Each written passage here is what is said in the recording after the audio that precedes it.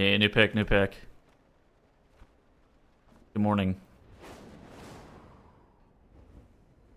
Good morning. Today's a good day.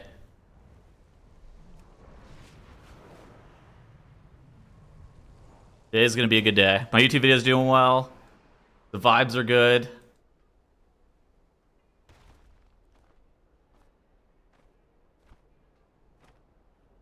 One day EX Boss is gonna get updated for the PTR, but not yet. Surely.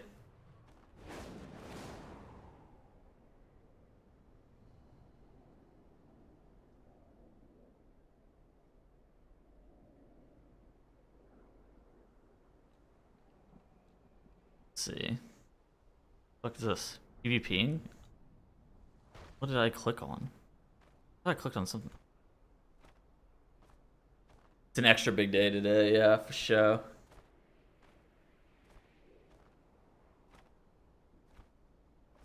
So what does he route? He's routing Blinding Veil. What's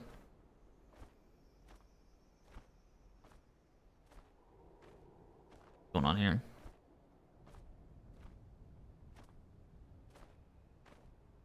Flying around on DK on the PTR.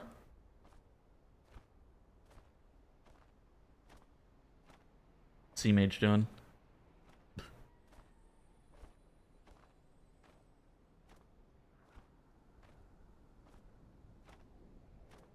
I don't know, nothing. Noah's doing live keys, guys doing live keys, guys doing live keys.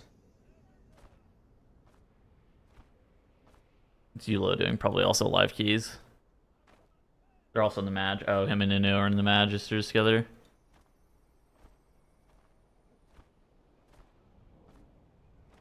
And it's like...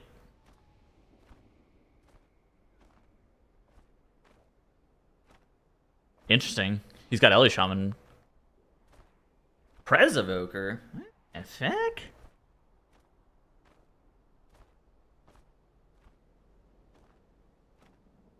I'm surprised he has Marks Hunter.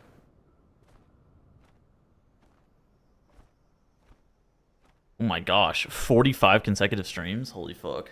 Thank you. Big.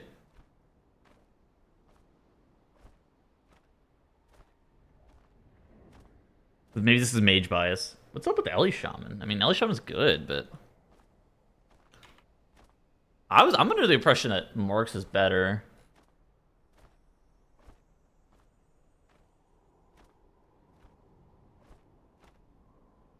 I don't know why. Surprised he's fucking Presevoker too. What's up with that?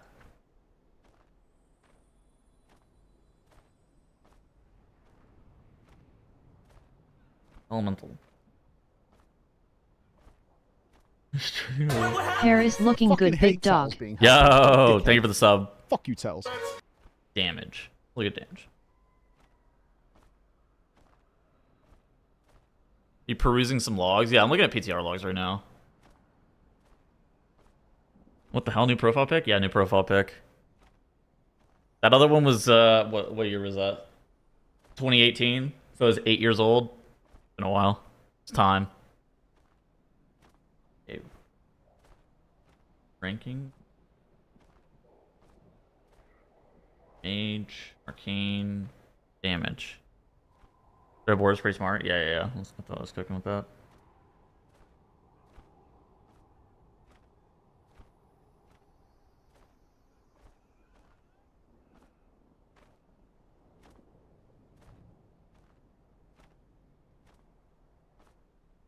AR.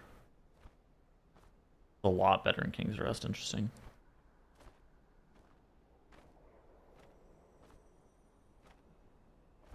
Yo, what's up, Millie? What would you predict the meta comp to end up being? I don't know. I think it's like... there's a lot of pretty good DPS. Like that was the reason I was like a little bit surprised. I'm a little bit surprised at some of his reads. This is Kingshin. This is the best mage in China, I would say, probably. This is what he had. That's what I was looking at. Ellie. So, like, there's a lot of pretty good DPS. Devour's good, Arms is good, Ellie's good, Arcane Mage is good, Moonkin's good, Marksmanship Hunter's good. All those DPS are very, very good. Yo, good morning. You love the Echo vid? I'm glad you enjoyed it.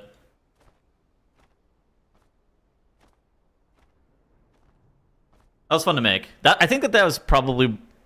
It's probably one of my favorite TGPs of all time. That TGP was really, really good. Arcane's better here.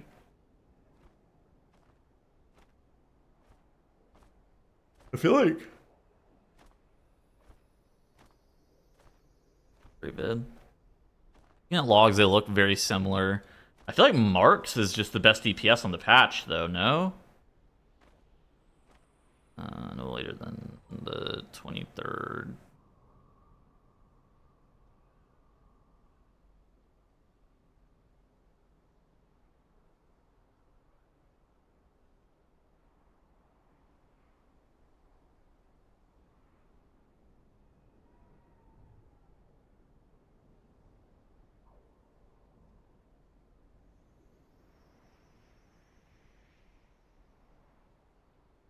Oh, people haven't done a 21. Ellie's good. I mean, the thing is, like, there's a lot of really good DPS. Ellie is obviously very good. Having Prez and S tier is interesting. Yeah, I don't really know what the fuck the deal with Prez and S tier is. That's a spec I haven't really played with, like, at all. So I wonder what his read on having them in S tier is.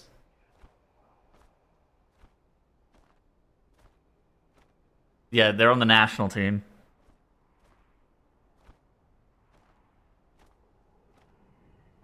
I think that, like, I would almost...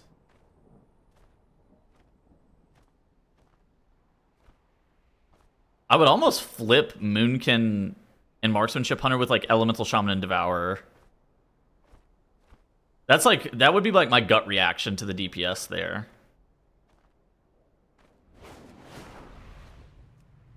Yo, good morning. D-tier and Pugs? Well, I mean, yeah, of course.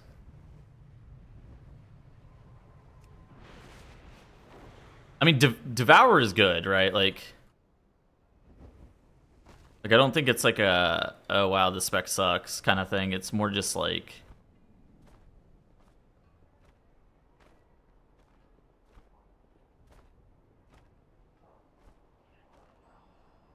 I mean, Ultra Fangs in a 20, there's Devour that's doing good damage, right? Is he top in his group? No, I mean, he's third in his group.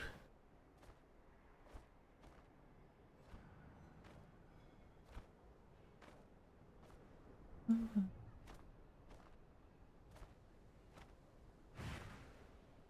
mean, Ret Paladin? I mean, the spec is, like, fine.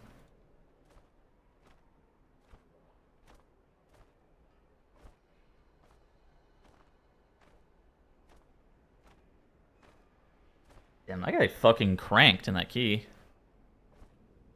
Good death? Oh. Between returns. Minkin's good, yeah.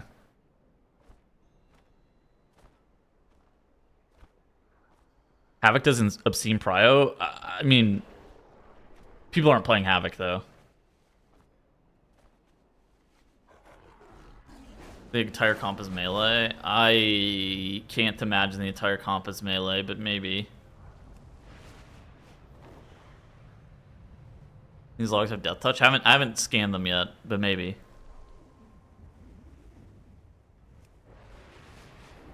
Why is your Twitch portrait red for live? Crazy work. Is that good or is that bad? I thought that was good.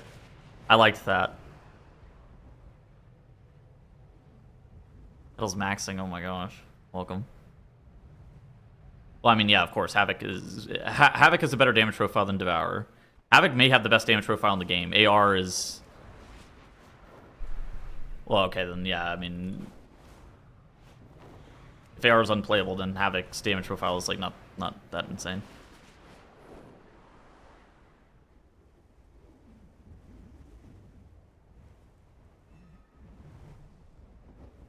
Elsewhere is better. Yeah, I mean, like, I don't know.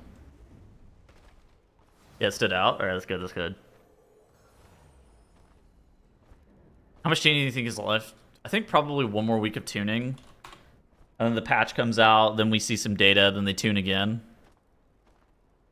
Kind of the guesstimate.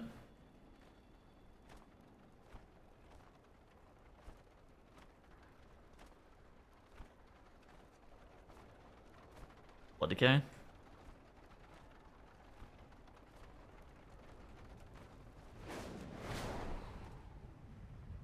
How do you feel about Hunter? It's hard to get hero in a good comp. I think that there's a lot of specs that are good that actually bring hero. I actually think it's kind of the opposite. I think it's easy to get hero in a good comp right now. Elemental is good, Arcane is good, and Marksmanship are all good. All three of those specializations are very good.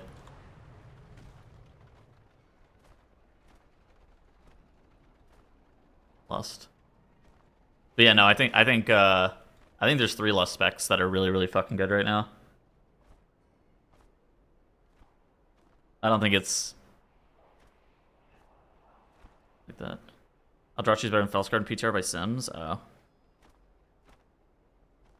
feel like Sims are ACPTR logs. If you go to Warcraft logs, you go to the front page, you scroll down. Venomous Abyss, the Dummy Dome, Season 2 PTR. What do we got for rankings on the Dummy Dome? The Sinister Single, Marksmanship Hunters. Diabolical Duo, Arms Warrior. Terrible Trio, Arms Warrior. Fearsome 5, Ellie Shaman. Hold on. Maybe he's cooking. Maybe Ellie Shaman is the fucking sauce.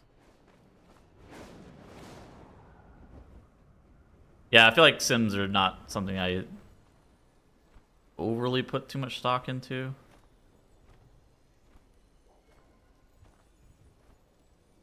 Windwalker's like low-key pretty good too.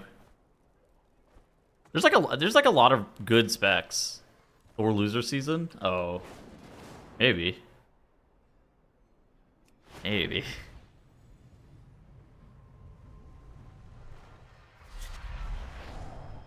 Ellie Shaman still has the same problems that it had before. It just does way too much damage inside of its cooldowns. What a problem. You doing a melee zero here? I am this season, yeah.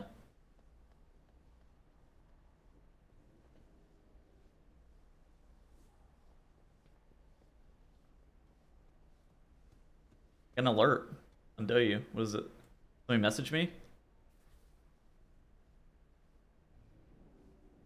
Journal messages. I got an ad.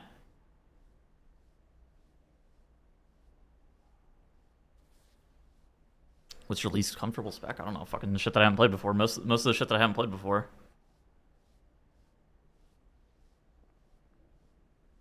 Feels like if you're a Boomkin main, this is the season to play Boomkin. Yeah, I can't. I don't know. If Boomkin's good, then this is definitely the season. ETR Abyss? No.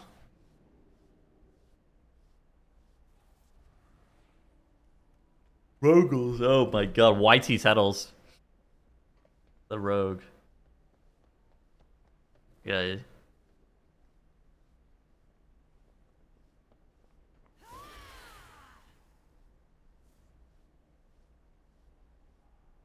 You casting this Ritual first? I am. I will be, yeah. I'm also casting at BlizzCon too.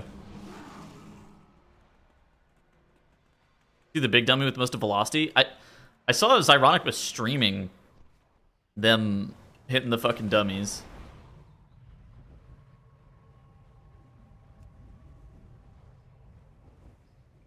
I didn't see the log. Airflox reports.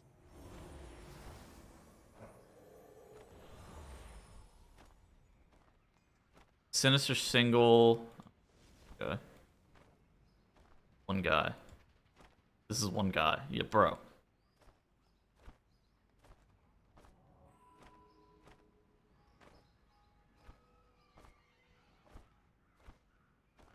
Each of the Titanforge hosts' opinions on the incident. I mean, that shit was like a 40-minute conversation. At the bottom. Oh, they did it heroic or whatever. Sure. Nut fast.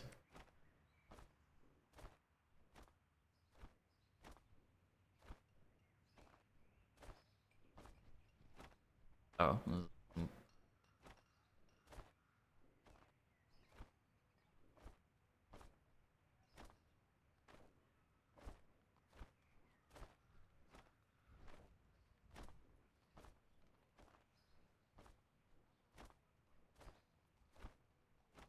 So I'm not different from top players after all. Look, to become a top player, you have to make some sacrifices. Alright, look, maybe Moonkin doesn't get nerfed, okay? Look, maybe we don't need nerfs after all. Thoughts?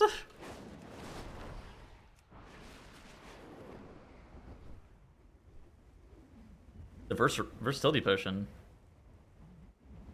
What do you mean pull around the versatility potion?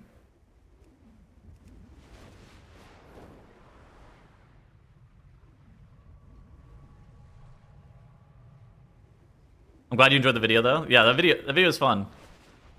I feel like that's my favorite TGP. Even though there was the controversy of the Plague Boars, that is still probably my favorite TGP.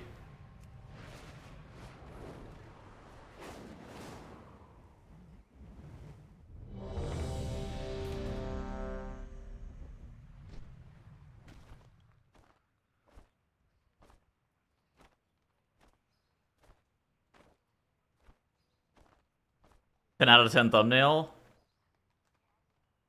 I got DMs about the thumbnail. I don't know what to think about the thumbnail.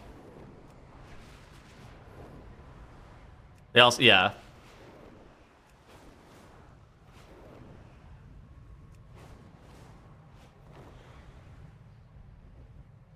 Way bigger, better vibes. I mean, it was a $20,000 tournament and everybody was streaming. Yeah, it was kind of nice. I think a lot of it. Hating on Echo. The video was way less scathing than the thumbnail is, I think. How many angry DMs have you gotten over it? Well, nobody's like mad.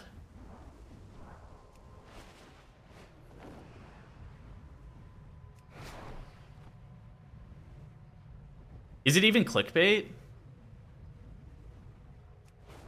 I don't even think... Is it clickbait? I feel like it's something that actually happened, right?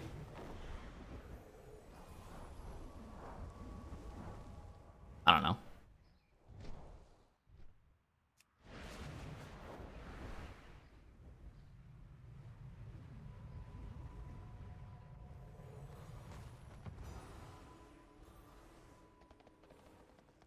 I mean, the video starts, the first line in the video is, "The Great Push," right? Like, I don't know. I just don't want it to come off the wrong way.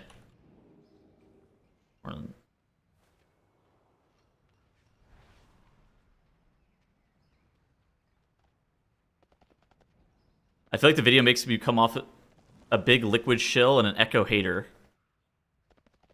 You should make some videos about occurrences of liquid cheating. Okay, let me think. When did liquid cheat?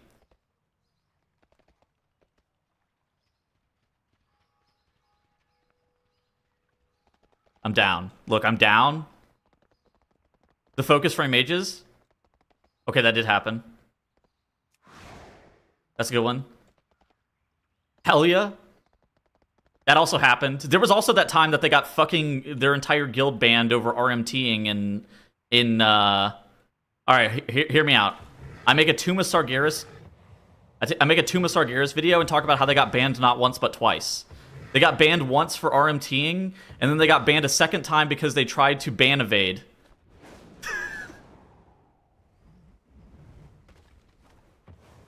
Thoughts? Interesting.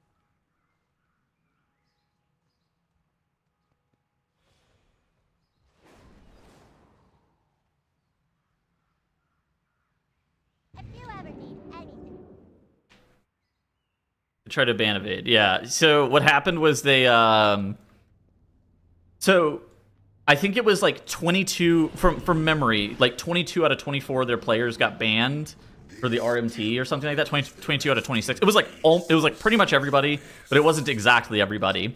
And so instead of making new characters on a new account on their old accounts, what they instead did was they made characters on somebody else's account and transferred them off of that character's account and onto their own account to be able to keep the artifact knowledge that that guy had.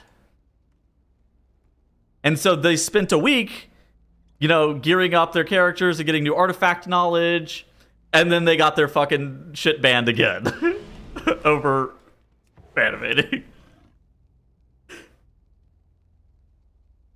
That was a whole thing. I think I'm due for a Tomb of Sargeras video, and that might be part of it. I honestly thought the video was about Sneak.Lu before I read the title. Yeah. The thing is, like, there's fucking plague boars. Yeah, I don't know. See, that's the problem that I have with the thumbnail. I don't know. The thumbnail is, like, really, really good, and I don't really want to change it, mostly because it took me 3 hours to fucking make it. Whatever. A bit conflicted. I'm conflicted.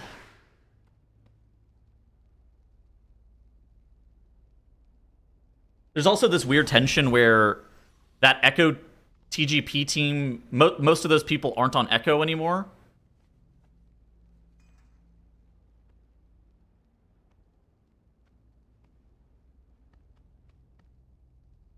Keep the thumbnail. You covered the I'm Fired Up bug abuse on Kaiveza. I mean, I don't think that that's that interesting, frankly.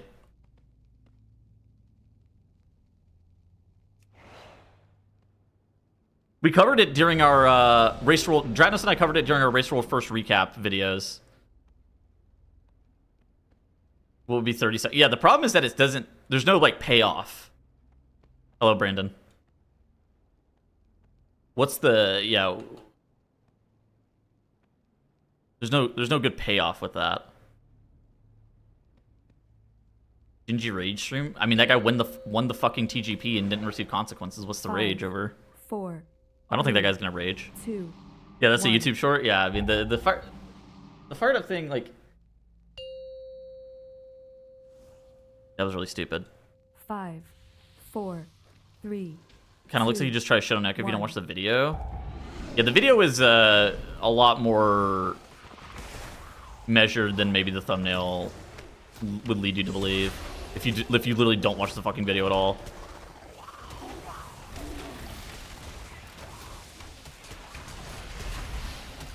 Clickbait? I don't think it's even clickbait. Because clickbait implies like you're lying about something, right? Or like you're misleading the viewer. And I actually don't think it's misleading.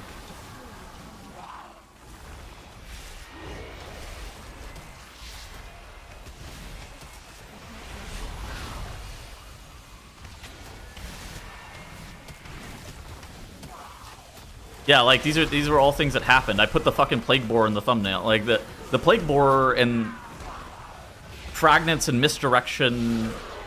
Like, I think it's pretty clearly about the TGP. And also the first line of the video is the great push, right? Like, as if I'm not.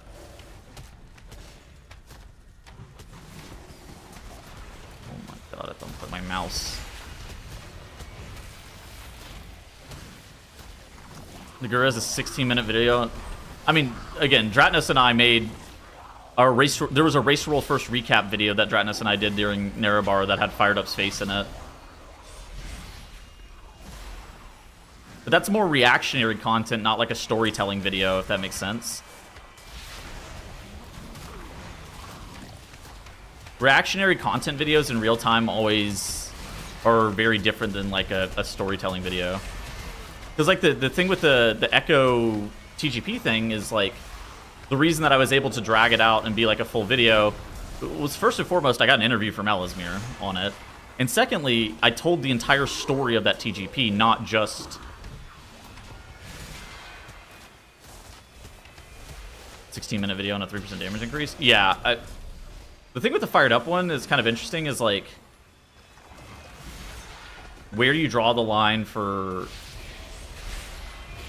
exploits in regards to damage gains from your specialization, right? Because Method and Liquid, or Method and Limit both did some equally shady shit on Raw Den, right? Where on Raw Den there was the thing where the boss reset after like 20 seconds, and so that allowed you to get like 100% uptime on. That would allow you to press Metamorphosis multiple times, and same goes for Grimoire of Supremacy, I think is what it was. So you can stack up your Grimoire of Supremacy damage amp for Destro Warlock. The Method Jailer kill? Okay, yeah, the Method Jailer kill was the fucking craziest shit. That was, like, actual cheating. Of all the things, that was, like, the closest to actual fucking cheating.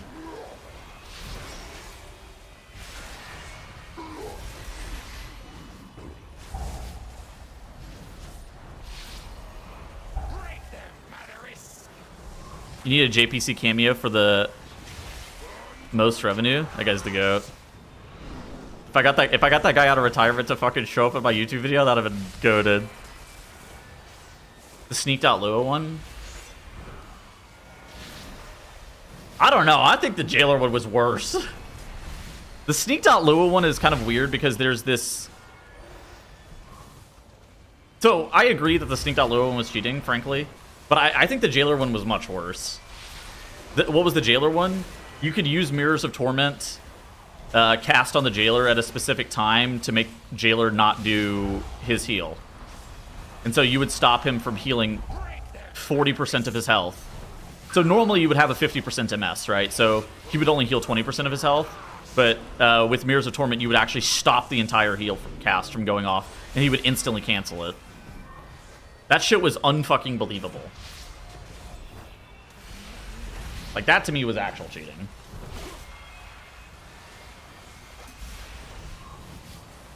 Like, the sneaked out Lua one, there's like there's always kind of this gray area with fucking add-on development.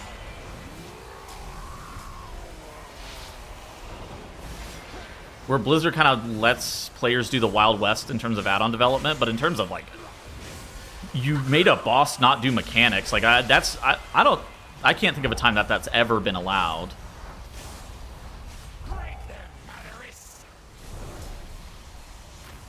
What are we being mean in chat for? What's going on? First time I ever opened up the YouTube video just to read the comments. Are the comments okay? I can't read comments. Comments just make me mad.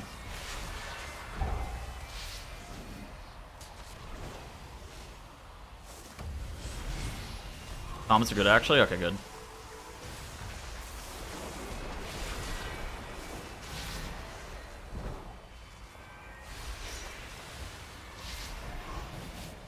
Look.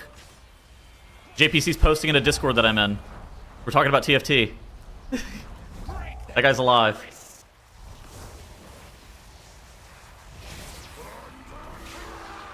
I don't pause, champ.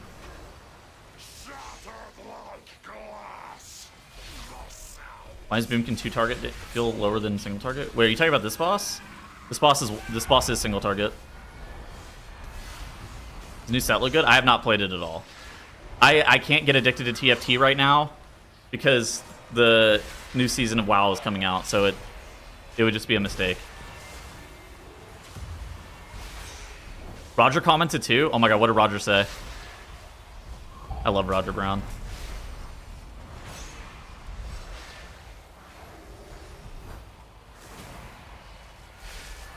Tells you to go. Thank you.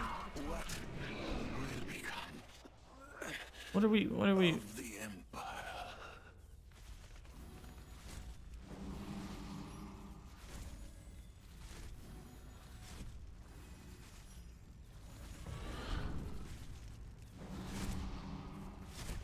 What? All right, let's be nice. No more being mean in the chat. Let's not call people freaks. The strongest survive. This is completely unnecessary. Just play TFT while you're doing Race Rule first commentating? No. I gotta lock in on raid. Careful, there's a frontal there. Yeah, I was too busy reading chat. Yeah, there's no need to call people freaks. Struck a nerve. Yeah, it's all good. It's all good. There's no need to be mean. Right now we're at like an 8. Let's bring it down to like a 3. The chat cover's fucking dope. You like it?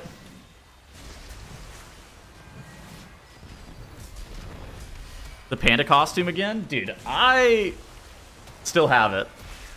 I don't know when I would bring it out, but I do still have it. I think I wore it for like, I think we did a MDI over Halloween 2025, and I think I wore the panda costume then too. Wear it to BlizzCon? No. I think they got me wearing a suit at BlizzCon, bro. Oh, Mark of the Wild Rage. You know, good point.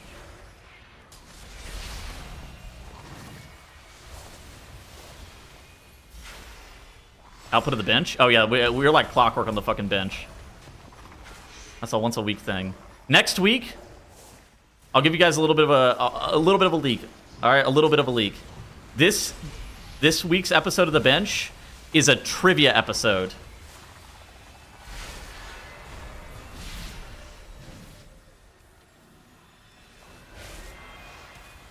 We got a triv episode this week. Another Growl game. It's a squishy host.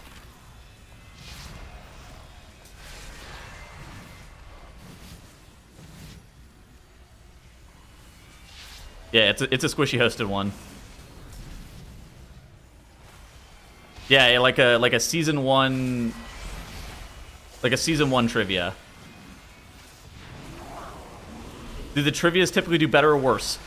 Worse, but that's not relevant. I think we just like doing them, so we just do them anyways. As it turns out, we don't really make the podcast to get the most views or anything like that. We just do them because we like doing them. Alright, the tier list is out of date.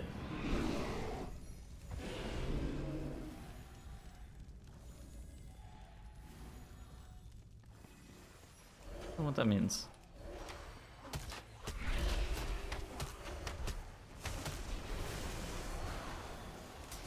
Pray for a new Growl hard drive. He said he was getting one this week. After the last episode, he was pissed about the lagging out in the hard drive.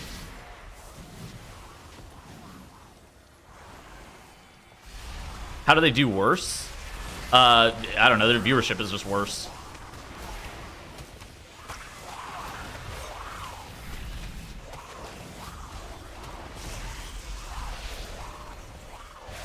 We like doing them, so they're worth doing, but like if we were trying to maximize viewership. Crazy how much it deteriorated during the episode? Yeah, at some point Squishy and I just started fucking laughing about it. We were just like, oh my god.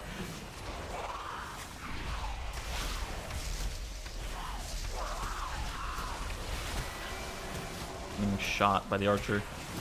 Oh my god, the arrow barrage is still on me.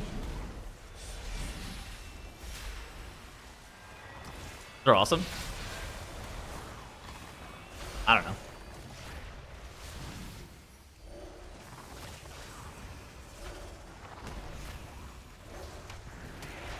I think the content that does best on YouTube for World of Warcraft now is content that can appeal to people who are actively playing retail, people who are actively playing classic, and people who have previously played either version of the game, right? Trying to make content that it can appeal to all of those groups is the content that is currently doing the best on YouTube. What's the lore with Growl's drive? Growl's hard drive is fried and he needs a new one. Juicy drama episodes? Yeah, pretty much.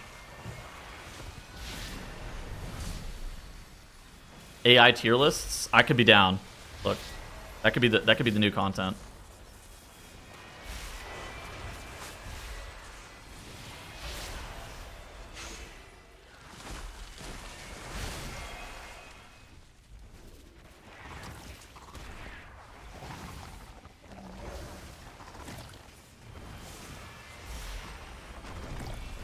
Zone locks. Yeah, that makes sense.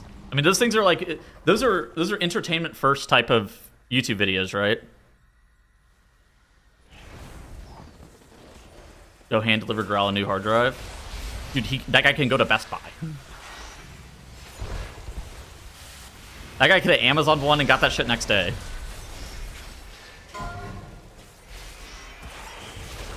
Dude, I watched a video about the fucking Zorthus, like, shitting on Twitter tier lists today. He's so real for that one.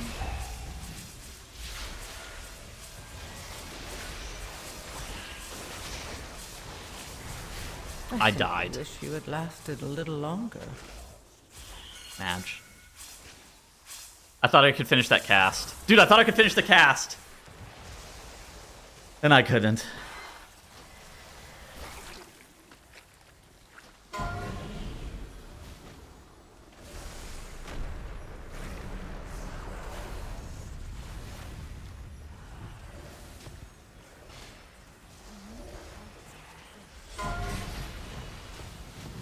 Yeah, doesn't even pad his video with mid-roll ads. Yeah, literally doesn't even, not even eligible for mid-roll ads on his videos.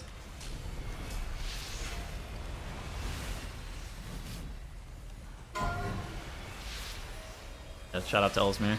Why is it coming at me? Okay. Let me not stand towards the edge. I thought it would always go through the middle of the room, but no, it goes at you.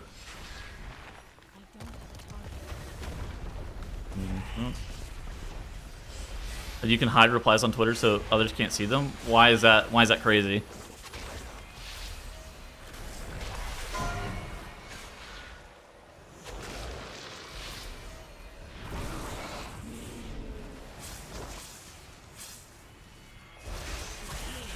Did lure yesterday? Oh my god! Congratulations.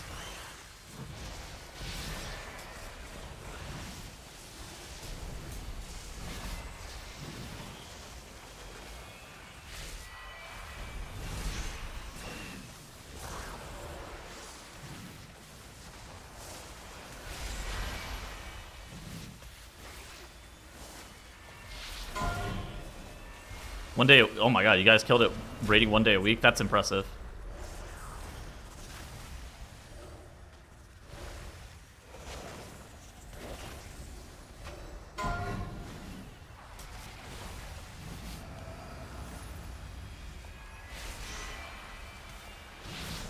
Stop the shop backing. So what's the strat? Like, how fucked is your basement because of that?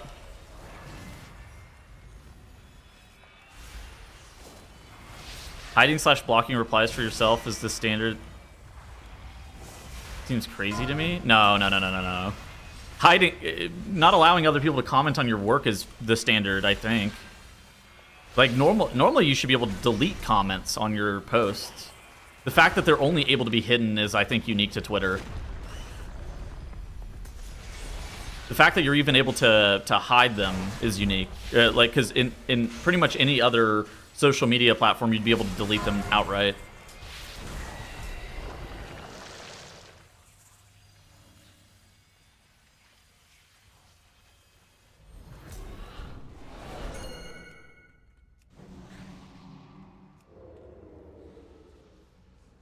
They partially finished in the carpet? Oh, okay. That could be worse. No, you no longer play football in the dungeon with the snake eyes. Instead, you have to stand there, like, channeling them.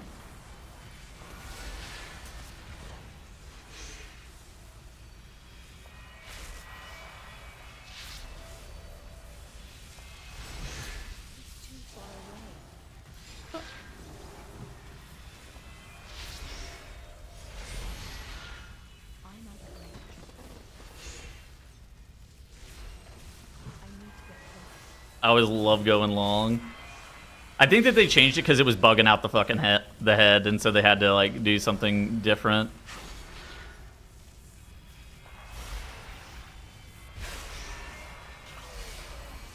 It's good to hide toxic comments. It's bad when people are able to hide comments to debunk what you say. I guess it depends on what your what you think the purpose of social media is, right?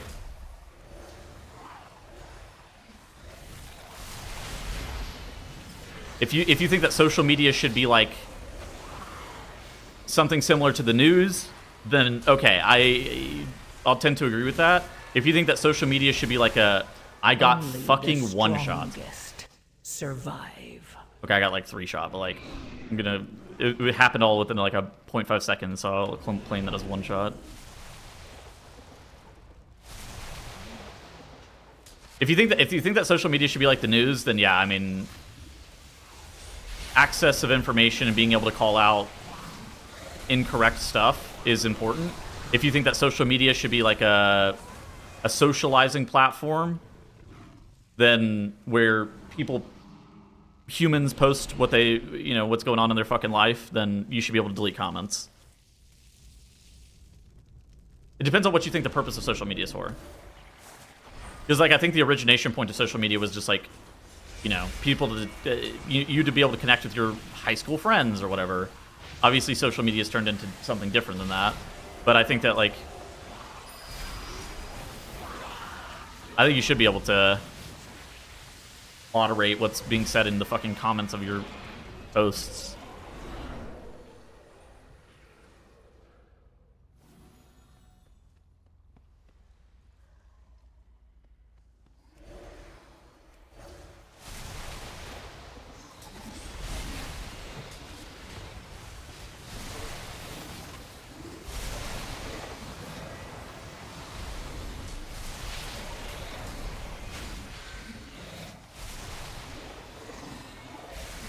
Yo, good evening. Do we just delete social media? I'm in. You got my vote. You have my vote. Social media fucking sucks. Bad for society. I'm in.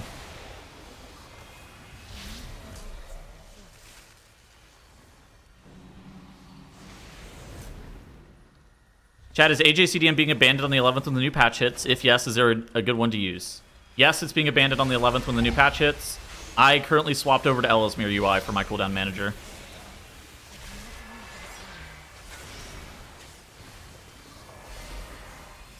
Yeah, Subrogue needs another 8% in the other direction. You enjoyed the video today? I'm glad you enjoyed it. Feels like everybody's watched it has enjoyed the video. You don't classify YouTube as social media then? YouTube is definitely social media, so is Discord.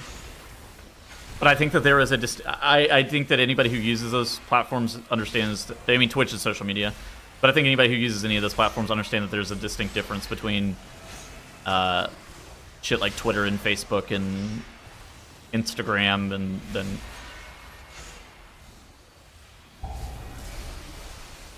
YouTube and Discord, right?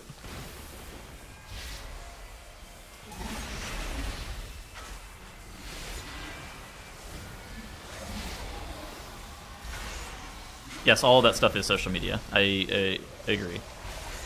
The Halandras clip. The Halandra, yeah, that was good.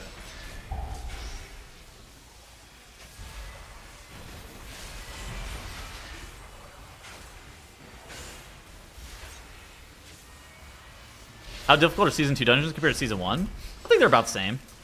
I think maybe they buffed dungeons straight across the board this week.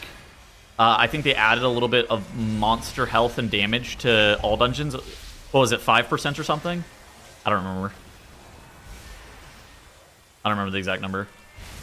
But they made dungeons about half a level harder this week, but I think that they're pretty similar in terms of difficulty Season 1. The new Naruto trading card game? Oh my god.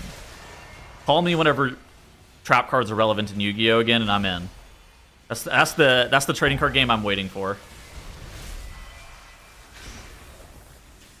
Make Edison the premier format of Yu-Gi-Oh! And I'm fucking back.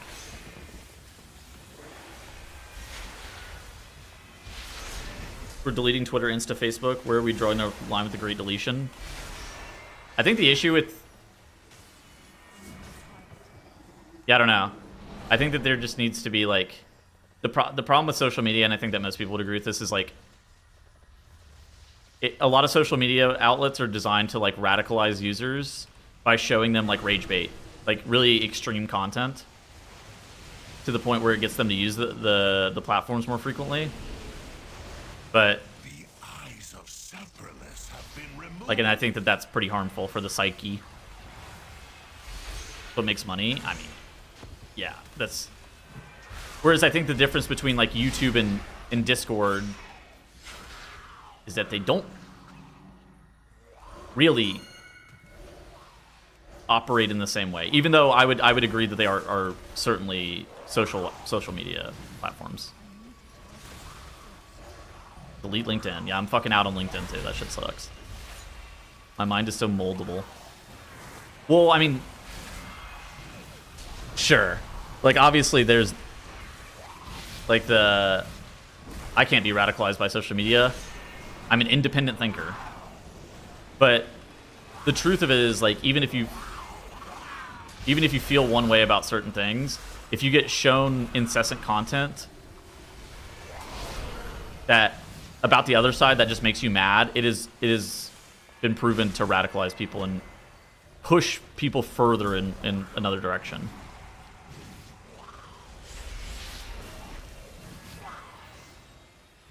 YouTube does operate the same way, actually. Oh, really?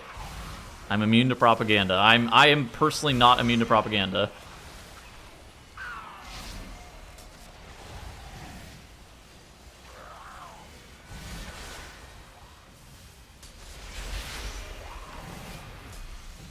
I mean, maybe it's something to do with my YouTube algorithm, but I get almost zero political stuff on my YouTube. But I do get infinite amounts of political shit on my Twitter, and I do not follow, like...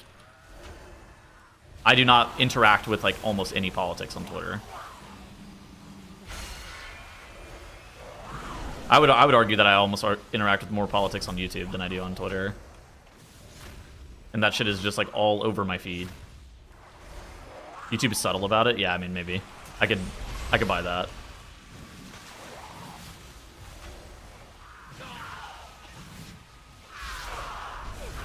Oh my god. He tank busted me. I'm alive. I'm gonna die to the fucking dot. Your survival From the tank wasn't buster. necessary. Like subtle. I like subtle propaganda. That's right. Are you casting the erase? I am.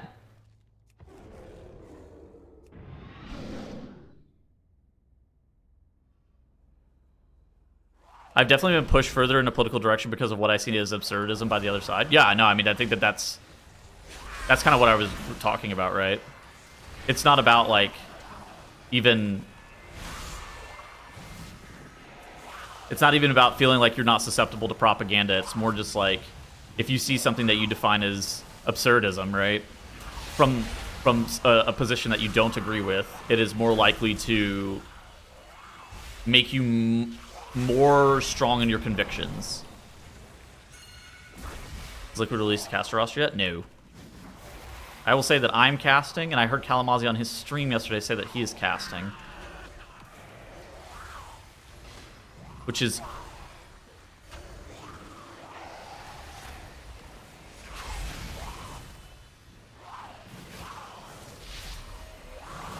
I will not be casting. Gravy the Human has claimed that he is not casting.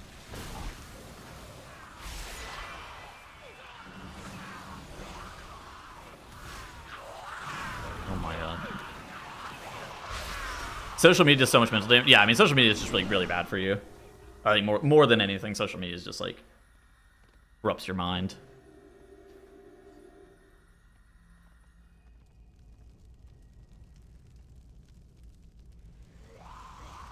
Can you sneak Jack into your bags? Well, Kalamazzi only carries a carry-on. Isn't that crazy shit, by the way? We're at the Racer World First for like 2 weeks, and Kalamazzi only ever brings a fucking carry-on.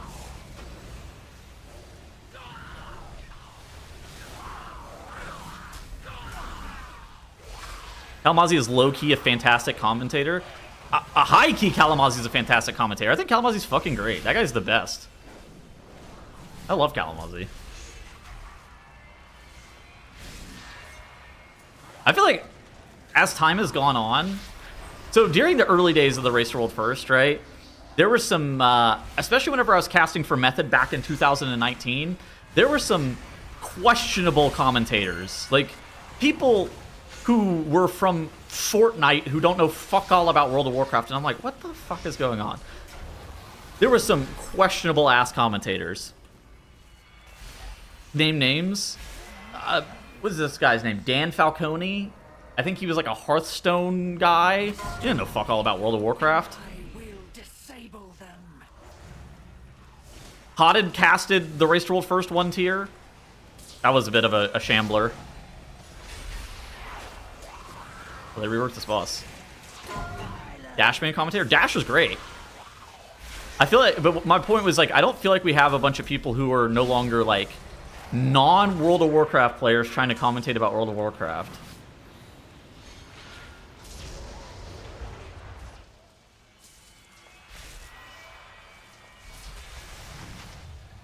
I simply wish you had lasted a little longer. Oh, they hit the circle twice.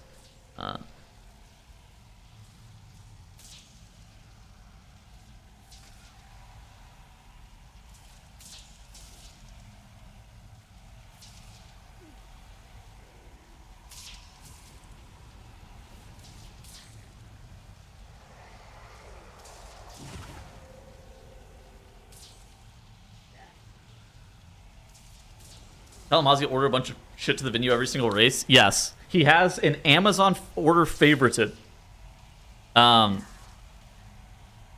He has an Amazon order favorited, and every single race he gets it, the order is a thing of Pepto-Bismol, a mic stand for his microphone, toilet paper, wet wipes, other like random. I can't remember what else is on there.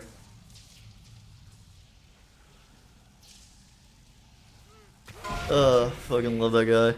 Are you dead? Because they hit the ball twice.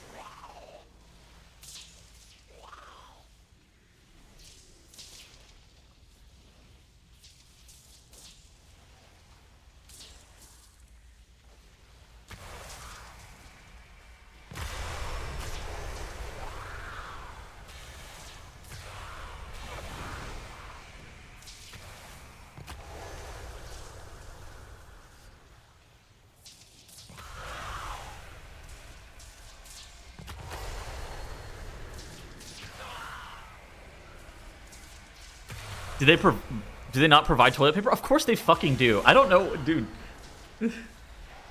Kalamazoo is like... Like, it's just a dork. It's not even... I'm pretty sure the shit that they give us at the Liquid venue is like 3-ply. Like, I don't even think... Or whatever it is. Like, it's fine.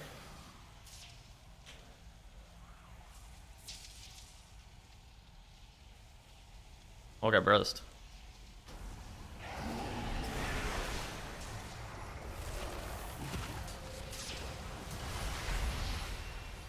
Maybe it's for the hotel?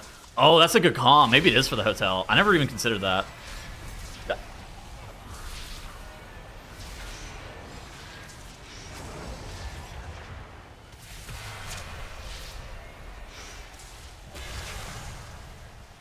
One day you'll need his toilet paper and understand. Yeah. But yeah, no, it's always like he buys like antacids and Pepto-Bismol and fucking Sriracha or something.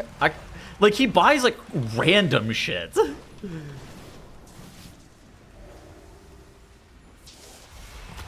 For the Taco Bell. He's got to prep for when his tummy hurts. That's true.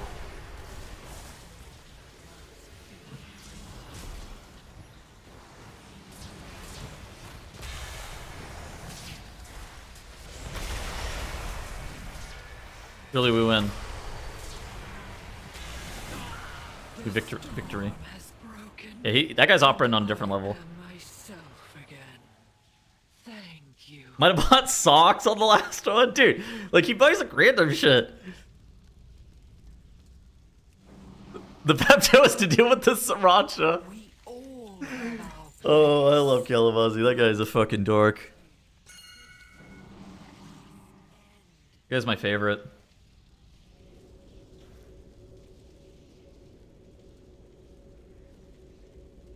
Good comms on the hotels, though. You might be right about that.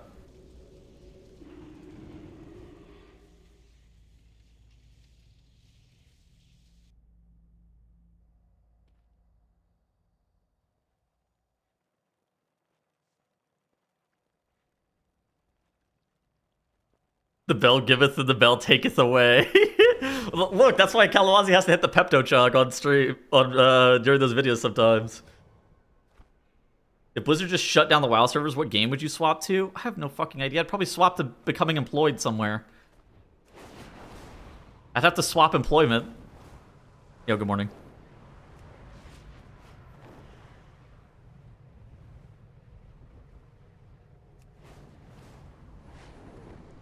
Become a League player? Nah, become a TFT main. When did your girlfriend's dad join the stream with that question? Stop.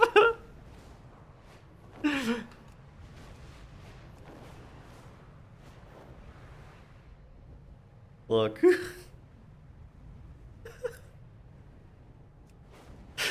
Just because he asked me that. Also has a girlfriend? Yeah, I procced.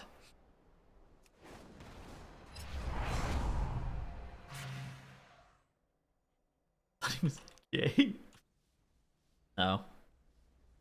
I was just perpetually single, bro. That's what. Oh my god, what country is this? Be any of them.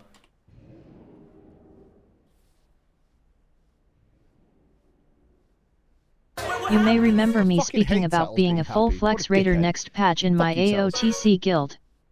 I've decided to play Brewmaster, Prez Evoker, Arcane Mage, Frost. DK thoughts? You got one of everything. What the fuck?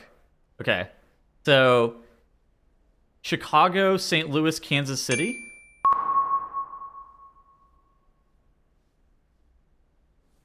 That might be the fucking best.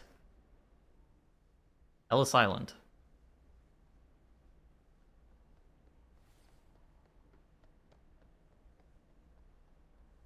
This one's the Long Island. I don't know which one's Ellis. This one, maybe? Is it? Not here, I don't think. Oh, fuck. I think I'm about to click the wrong spot.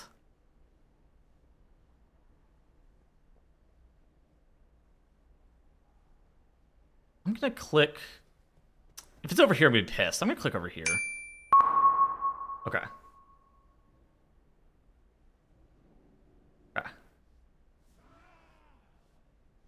Was the wrong bay? Yeah, okay, sure. Salzburg. Okay, so this one's Austria. Vienna's on the east side. I think Salzburg is somewhere on the west. I'll click like...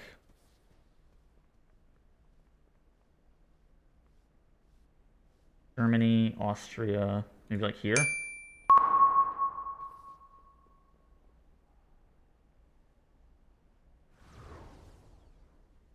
Baghdad.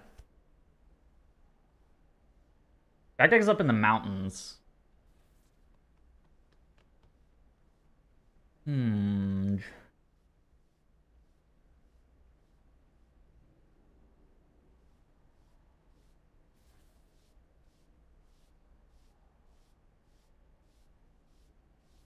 maybe? Ah, fuck. I wasn't even in the right country. I was in Iran. Shanghai. Oh my god, is it? Shanghai's like up north. I think it's like this one.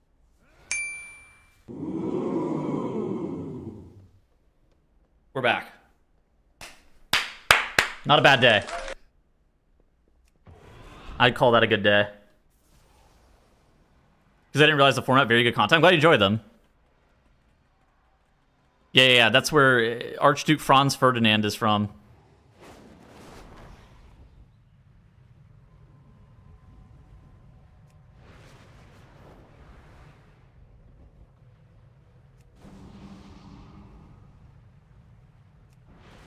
She lives in Canada and goes to another school, so we wouldn't know her. Look. She doesn't live here, and she goes to a different state.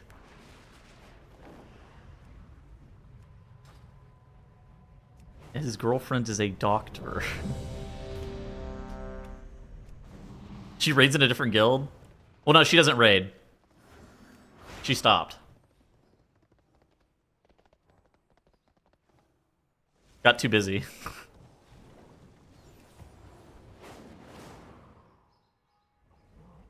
I could call Kalamazzi. Hold on, let me call him right now. He's still asleep, but I'm calling him anyways. Kalamazzi.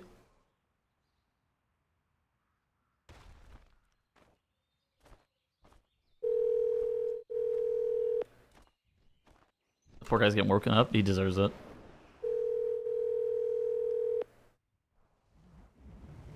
Paying him back for the subathon. Yeah, exactly.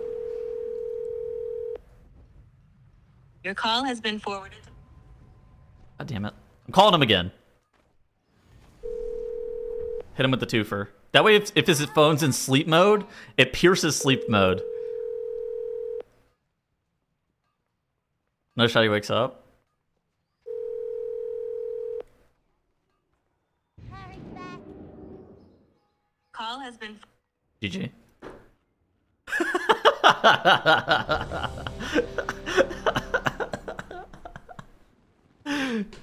Oh, I fucking love Kalamazoo. Dust is limited. So He'll be like, why'd you call me? where the light bloom is most active.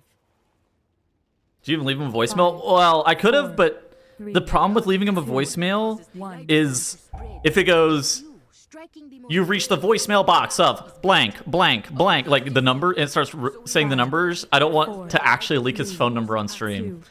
2, 1. I thought about that. I thought about leaving him a voicemail, and then I thought that if it accidentally leaks his phone number, that will not be it. That would be less funny.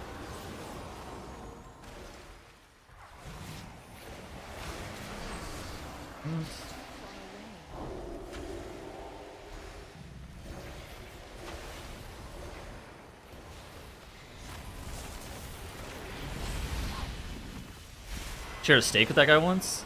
Oh, did you meet up with him in person? At the Telegon thing?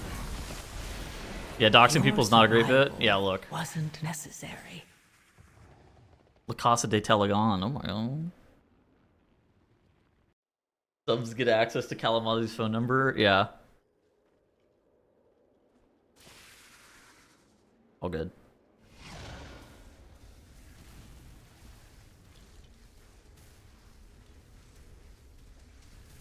I doubt he rejected me. That guy's just asleep.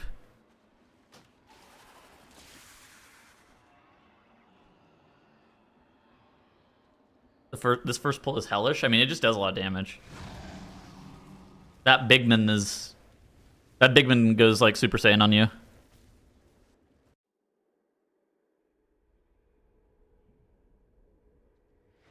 Pre-pop Pepto? Dude, pre-pop Pepto's the thing. Probably went to bed 20 minutes ago. Well, I mean, no, he messaged me like, I don't know what time. Kalamazoo. Where the light bloom is most active. A large attack only causes the light bloom to spread. A few striking the most dangerous. 2:30 a.m.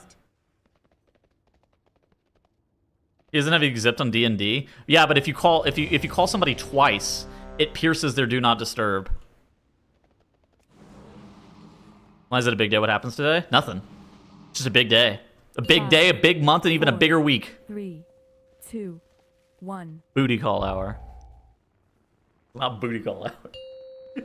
All dust is limited, so we must call the areas where 5, the light bloom 4, is most active. Not 3, booty call hour. 2, 1. You up. A large attack We were talking about something completely unrelated. Thank you, though. A few striking the most dangerous. That is best. Oh my god, I was getting a fucking spam call. I thought it was Kalamazoo calling me back. God damn it. My heart skipped a beat whenever I thought it was him.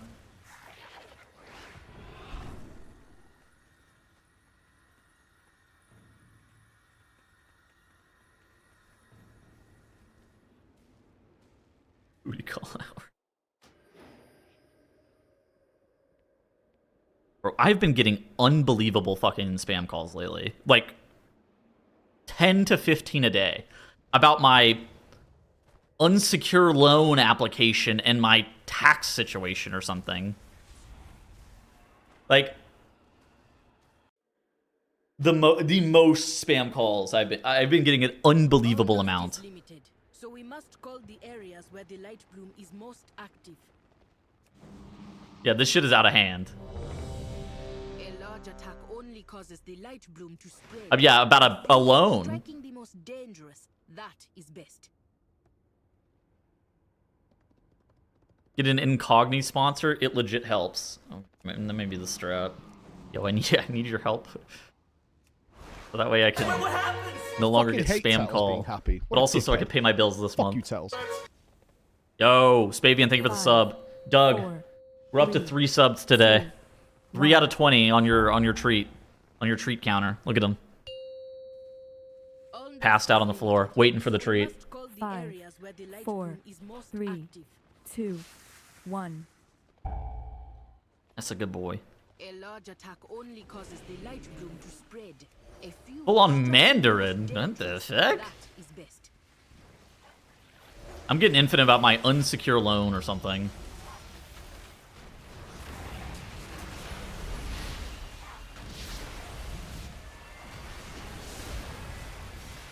The crazier thing I learned is whenever you buy a house and whenever you file your taxes. Fucking hate Oh my tax. god, the hot sauce guy hit me with a 5-pack. What the Fuck fuck? you, Tails. Doug, we're on the move. Upward mobility. Yeah, tax. Where you live, your phone number, and your tax status are all public information. In the US, at least. This shit is fucking great.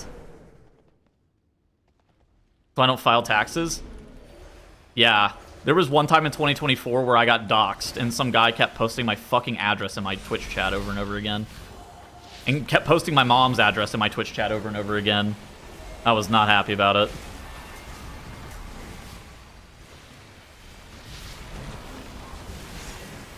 That's so not cool. Yeah, I was not happy. Invading our gardens has a price, and the light bloom will make sure you No. pay. I fucking hate Tails being happy. Voodoo, thank you for the resub. Hot Sauce Guy and Voodoo. Thank you guys for the subs. We're up to 9, Doug. We're almost halfway there. A well-adjusted human being. I think it was more just... I think it was doxing by ease of access, not due to that guy disliking me. Because I don't even know who did it, frankly. I think it was, yeah, that was terrible.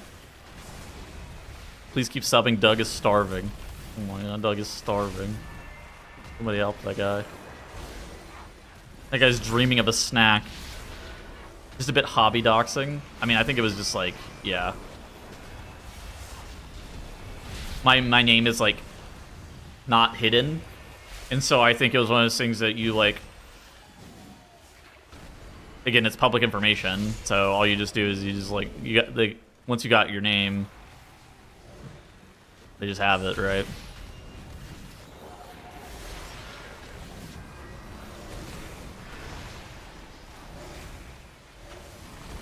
Just a little bit of hobby doxing.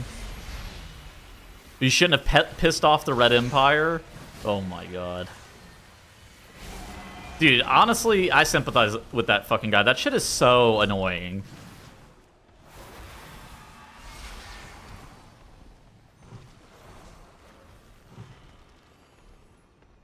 That guy types some characters in Cyrillic, goes, okay, I'm dumb, good luck, and then leaves.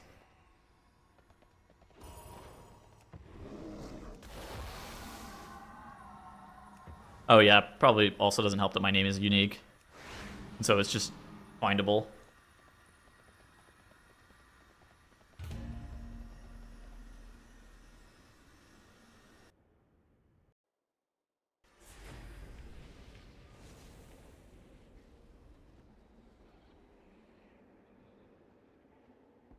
Most normal PTR key. Yep, that's how it goes. Someone swat me? Yeah, no, the guy never swatted me. He just kept posting my fucking address in my Twitch chat, which was unnerving, but the police never showed up, so it was fine. I ended up like using the non-emergency line and called my local police station. Was like, yo, here's what's happening. This guy keeps like fucking spam posting my address in my stream chat. I'm a little bit worried that they might call the police and claim that I'm doing some nefarious action. The guy's like, yeah, sure. And then he wrote down my phone number and was like, just so you know, if they do call the police and there's some things alleged at your address, he wrote down my phone number and my address. He goes, we'll call you and talk to you on the phone, but if you don't answer, we have to show up. And I was like, God fucking damn it. Shit's so fucking cringe. When you say you stream to random civilians, do you know what that means? Or most of the time you need to say internet? Depends on their age. Depends on their age, depends on their occupation. Most people have absolutely no fucking idea. I just say I make YouTube videos online. I normally just say I make YouTube videos online, and then I just abridge it at that because most people know what YouTube is, and most people know what like making YouTube videos entails, or at least they can imagine what making YouTube videos entails. So I just leave it at that.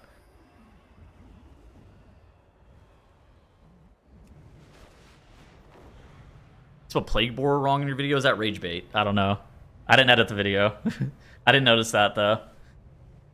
I didn't notice that whenever I watched back the edit. So that's on me.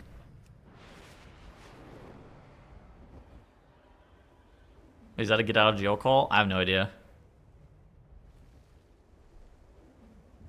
But it was effective. You can just call and say that? Yeah. I mean, I was calling in advance, and like I had to like write down my name and my address and stuff. Got him, Warren. Oops. Oh well. Look, sometimes you just make a mistake. Hey, are you committing any crimes? No, have a great day. Yeah, I think it was more just like they're gonna call me and we'll talk on the phone, and if it seems like everything's like kind of okay from their end, then they won't show up.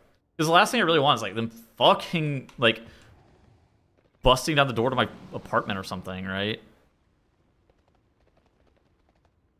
I mean, the legendary video was edited by an editor as well, but it's okay. It's actually the same editor. That guy's great.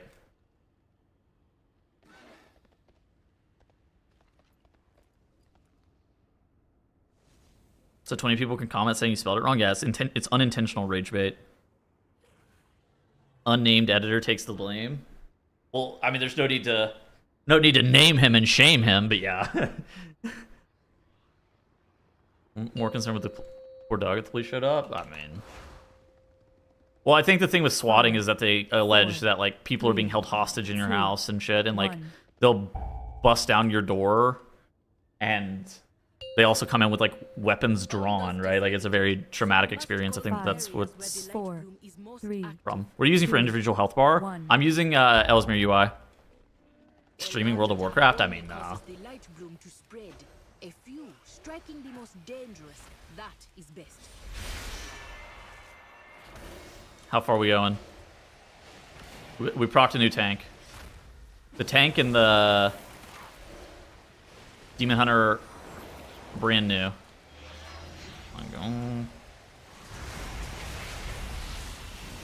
New to this group, brother. This guy's Chinese. He's no longer a Russian tank.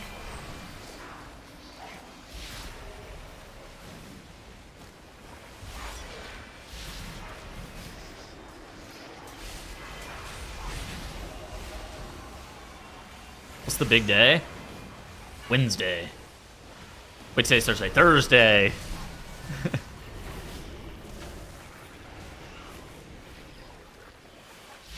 Ah, yes, the unemployed lifestyle getting to me once again, forgetting what day of the week it fucking is.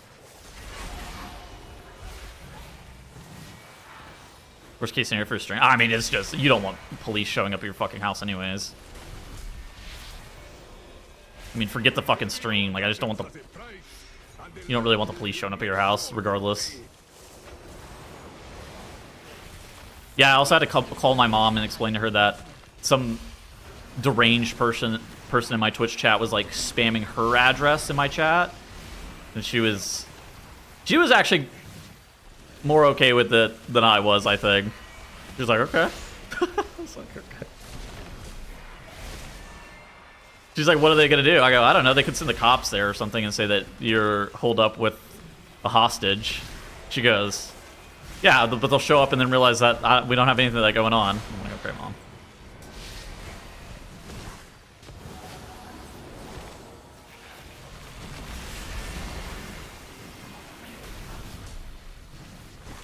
No fear? Yeah, she had no fear. I was like, okay. You must trust... Do you trust the cops too much?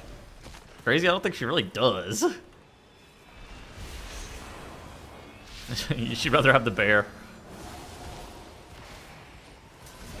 You find out she's white. I mean, have you seen me? Yeah, she's fucking white. I'm like the palest person on this planet.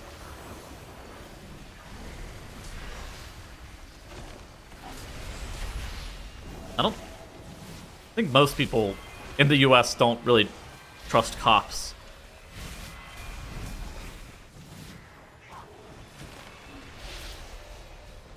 Oh my goodness.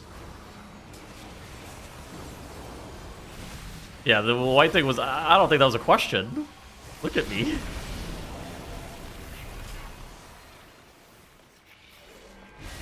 I'm the palest person on fucking planet Earth. I come from a long lineage of pale people. Law enforcement aren't that reliable. It's more just like... I think it's one of those things that most cops are pretty good, but then there's a decent amount that are... You know, they take excessive force to a whole nother fucking level, and then you're just like, what the fuck? And these are people that are supposed to be, like, protecting you, and you're just like, I don't know about all this, man. People don't know how to act with cops. I mean, I would argue that cops also don't know how to act, but yeah. The winner's derpies are being held at customs. Only the strongest survive.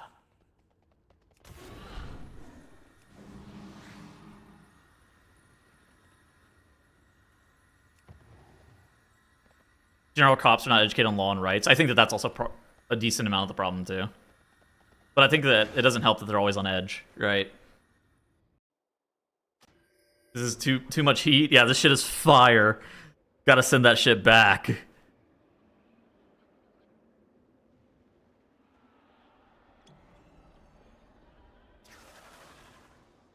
Trademark infringement? No, no, no. They're just too good.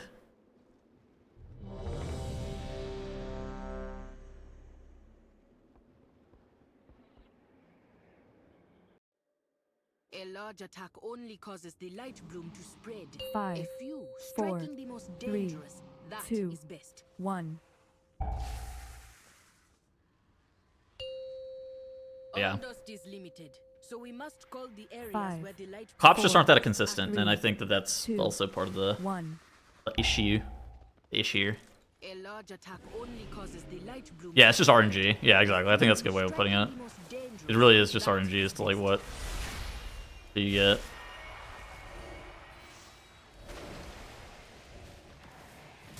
I think what they're, but I think that in terms of swatting as well, the cops are likely to be on edge, right? Because oh my god, I got meleeed to death. Wasn't necessary. Brandy Boomkin, do I send eclipses when I'm high power always? You should try being eclipse almost as frequently as you possibly can.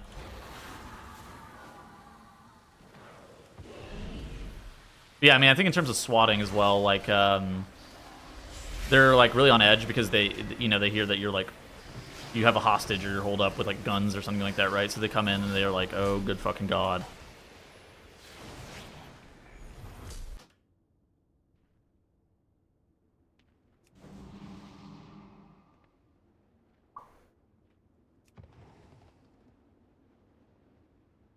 Am I dying at the entrance?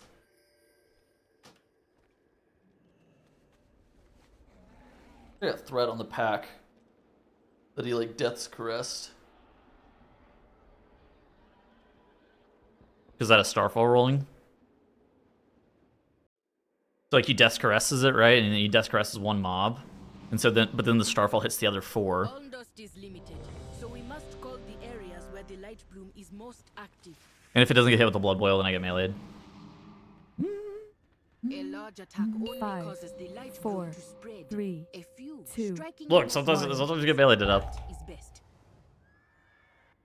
The paladin in my group is mad that I'm All dust is why limited, so we must I do not call understand the concept of attacking while pulling. I mean, this guy has threat on like pretty much the entire pack.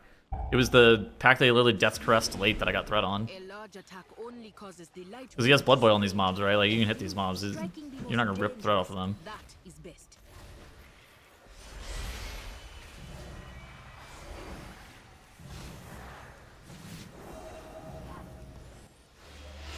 But look, these mobs, he hits them.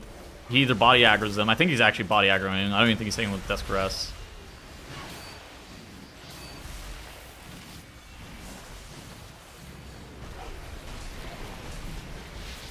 They just wouldn't run in and melee me.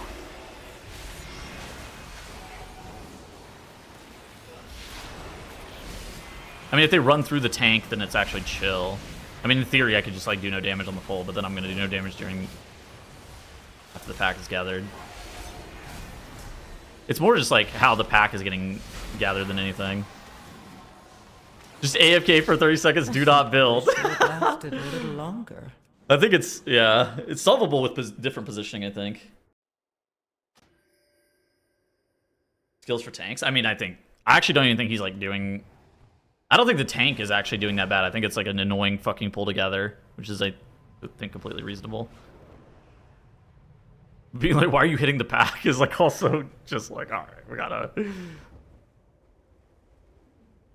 Because like, the pack that I'm getting threat on is the pack like after we lost Steven, right? It's the latest pack. Ondust is limited, so we must call the areas where the light bloom is most active. Each tank has different gathering methods. I mean, I bet if he was on a fucking warrior, he'd hit Thunderclap and everything would be threat. Everything would get threat. But if he was on a Brewmaster, this would be even harder. I actually don't think DK is like really that bad, all things considered, because Blood Boil's pretty good. 3, 2, 1. I mean, he has a ranged ability. The problem is like he's body aggroing a pack, right? And like he's gonna have 0 threat on those lashers. Like it doesn't matter if I've hit them or not. Like they're coming out of the fucking ground. Like yeah, like the healer got healing threat on them even because I melded off the healing threat. Your survival wasn't necessary. Like I don't even think it's. Yeah, well, how dare he heal? Looks like MDI fracture. I mean, look, it just happens.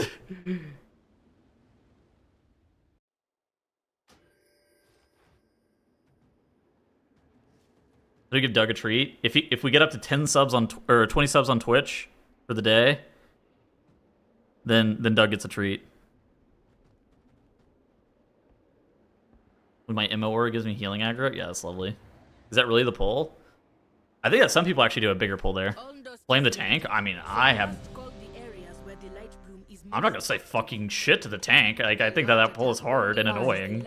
4, 3, 2, 1. That is best.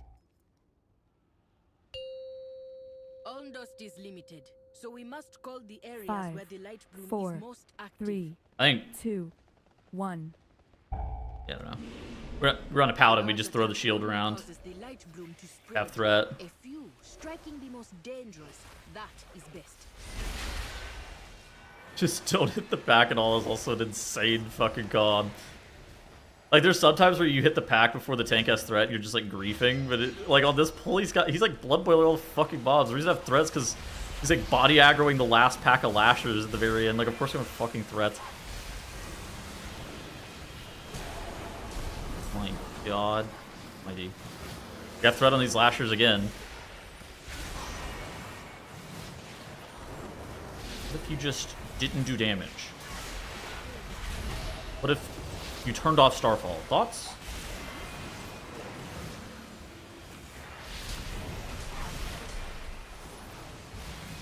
Don't hit the mobs? I mean, sometimes the answer is actually don't hit the mobs. But that is, most of the time, not the answer, unfortunately. Are we going gear for? That way I get more threat on the pack. That's a good point. Good point. You insta-wipe and go again. You pull it, you tank it. That's good, yeah. So this is where Rumia has hidden himself. Well, I mean, I think it also has to do with how these lashers work, right? So the what are these fucking mobs called? The lieutenant mob that was in that pack, he does like a channel to bring up the lasher, right? And get them from out of the ground. And so like some of them are just getting pulled by that guy. And so like the tank, like the mobs need to run through the tank. But if he's not hitting them with like a first frame Blood Boil, yeah, they're gonna run through the fucking pack and they're gonna melee me. Which is why I'm like, I meld a lot of the times. Because I'm just gonna have threat on everything. Like anytime a Vengeance Demon Hunter glaives or anybody heroic throws or even Desperess goes out, if that's the only threat you have on a mob, I'm gonna get threat on it.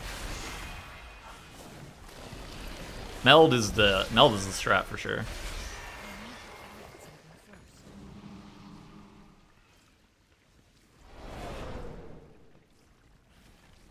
Moonkin is pretty much the exact same next season as it is this season.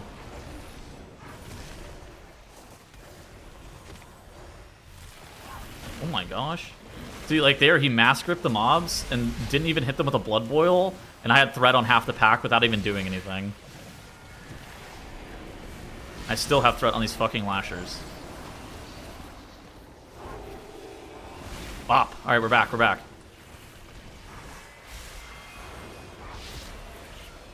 I got simply wish you volleyed. Lasted a little longer. Yes, exact same rotation, except this time it just does damage. Too threatening, that's right. They know I'm a danger.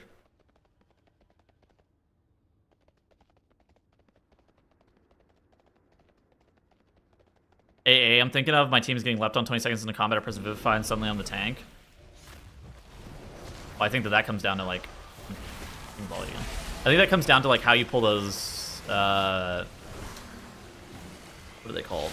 Skitter flies.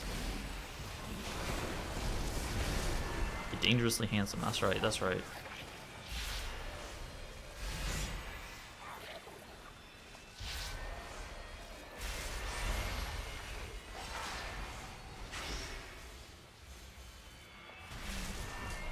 Yeah, no, Moonkin's pretty much the exact same next season as is this season. Especially in Mythic Plus, you fucking dot up the mobs, you go into Eclipse occasionally, you press Fury of Elune on cooldown, you press Starfire about a billion fucking times. And then you press Starfall when you're high on Astral Power.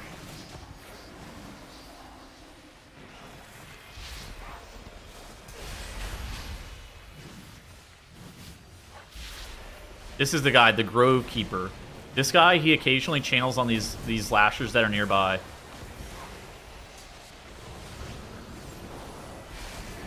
See, so he's summoning them out of the ground.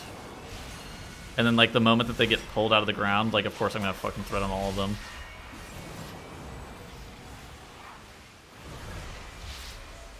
You know anything about healers? I mean... I know how they feel to play with. Like, anything about how they play? No, not really.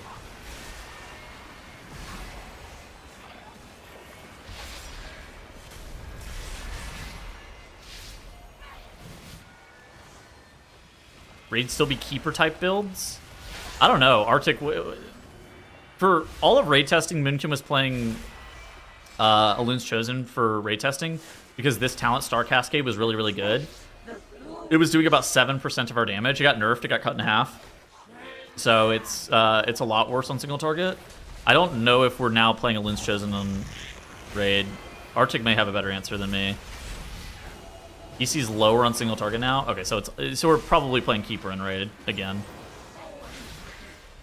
If Elune's Chosen's lower on single target, because I think Keeper is better and easier to play in raid just in general. Because you get punished less heavily whenever you fuck up.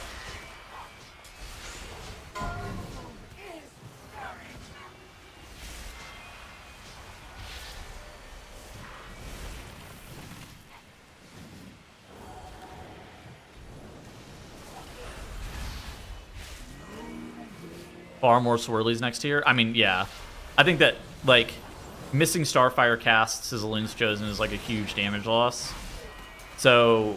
Keeper of the Grove, if they're equal, Keeper of the Grove will be slightly better, but Elune's Chosen was better for like all of raid testing.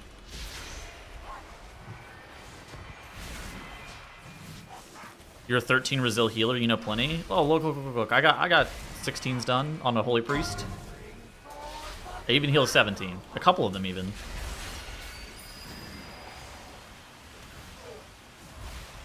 Want to pick up the fish and go to the boss. No, that's got nothing to do with me. I'm not picking up the fucking fish. That's a mage shot, bro. What the fuck are you... That's not me.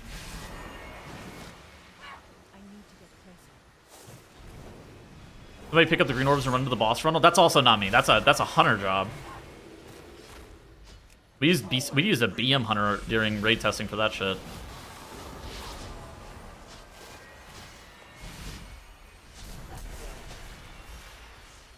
BM hunter in the tanks.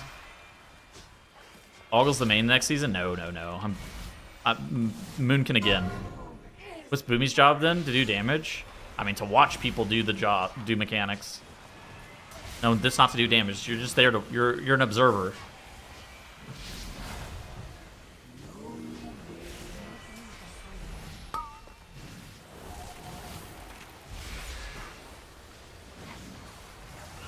The supervisor, yeah, exactly.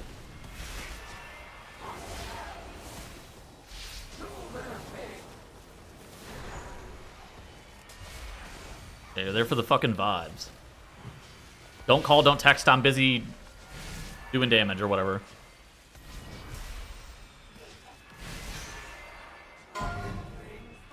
Mark of the Wild with Feathers. I think Moonkin's actually going to do damage next year, like in Raid, but... Some of those jobs just like aren't really Moonkin jobs. Like picking up the fish and feeding it to the boss is like, I mean... You can do that. I think it's not generically like a Moonkin job. And then the fucking green orb, picking up the green orbs on, was that guy Scissorak? No, the coiled altar. The coiled altar is the one where you pick up the green orbs. Picking up the orbs on that fight is not, like, it's so much movement. Like it's like an unbelievable amount of movement. You're running like hundreds of yards.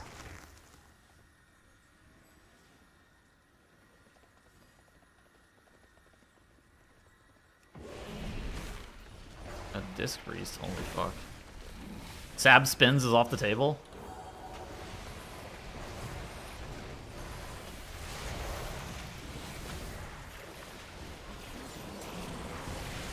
Sab Walker. I will say one thing that's actually kind of nice about Mythic Plus is they added there's a few raptors this season, and they added visual effects on your screen whenever the raptors are like gonna be doing damage to you with their leap. That's actually really nice. Like this hunting leap, look, if I walk in front of it, it puts a visual on my screen. That's a really nice change. It's always nice to talk about the fights and watch Liquid do the strat for me. I mean, yeah. That's been the way that raiding has been since probably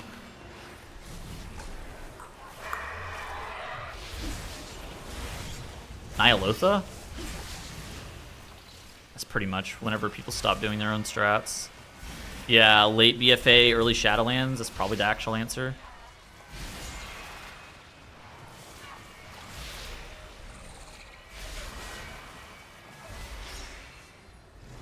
Did Bell posted in Discord last night? No, I didn't see that. I saw the pictures that Thel posted in Discord last night of his house getting flooded, like with inches of water.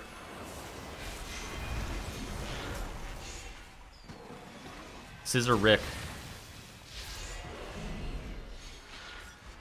Yeah, the roof. Is your roof leaking? Favorite PTR dungeon so far? I like Dinim Nalarak, actually. I know that a lot of people thought that Dinim Nalarak was going to be cringe because of how it fared during like M0 week and whatnot. But I actually think Dinim Nalarak's a pretty good dungeon.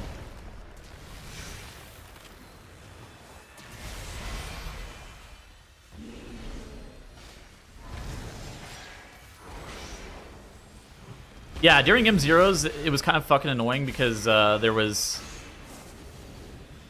stupid stuff with the RP. But in Mythic Plus, I think it's kind of... Yeah, it's much better. They definitely saved that place. That place is a lot better. They did leave the fishing stuff, but it does not feel like you played it in Mythic 0. Like, the fishing stuff is there, but it's... That dungeon is much different. Like Ashine said, they saved that place for sure.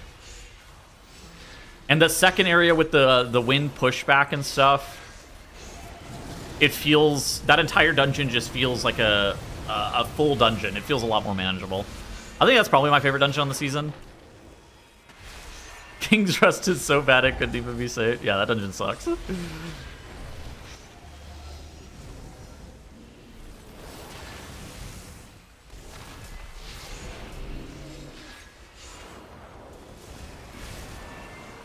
KR is some suck, I agree with that. Do that dungeon in 28 pulls. Yeah, my issue with KR is like the route that you're going to play at the very beginning of the season in that dungeon is very likely to be the route that you play at the very end of the season in that dungeon.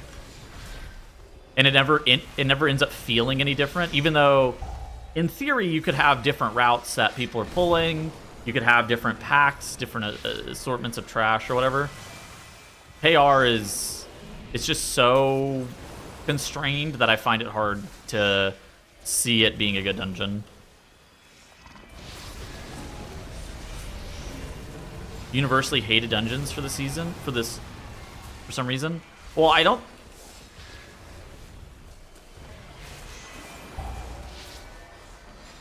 Yeah. I don't think they pick dungeons to return based on how much they were liked or disliked by the community. I think they pick returning dungeons based on how much sense they make in the season.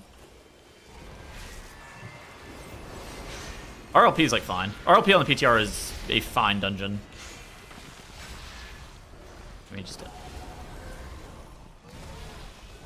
They pick dungeons based on lore? Yeah. I think Temple has the worst last boss of all, like, the worst boss of all time in the last boss, or like one of them. That boss is just very bad. So that boss is hard to save, but the dungeon is like okay. I think that this season, the worst dungeon is like just alright.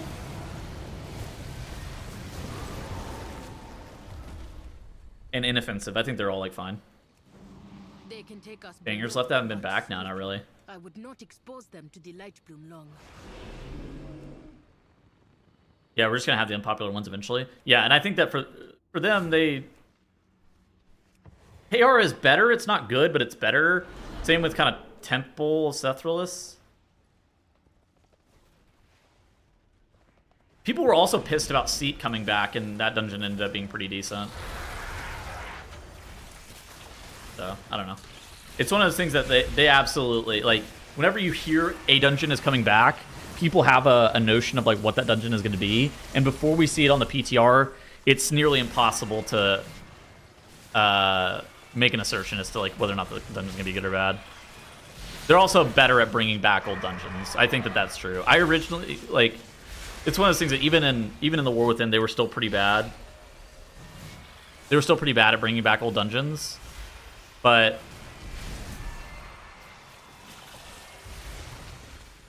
I think that they've been getting a lot better. Col de Gore, I don't know if that dungeon's savable. The problem is whenever you start with a bad dungeon, it's really hard to make it better.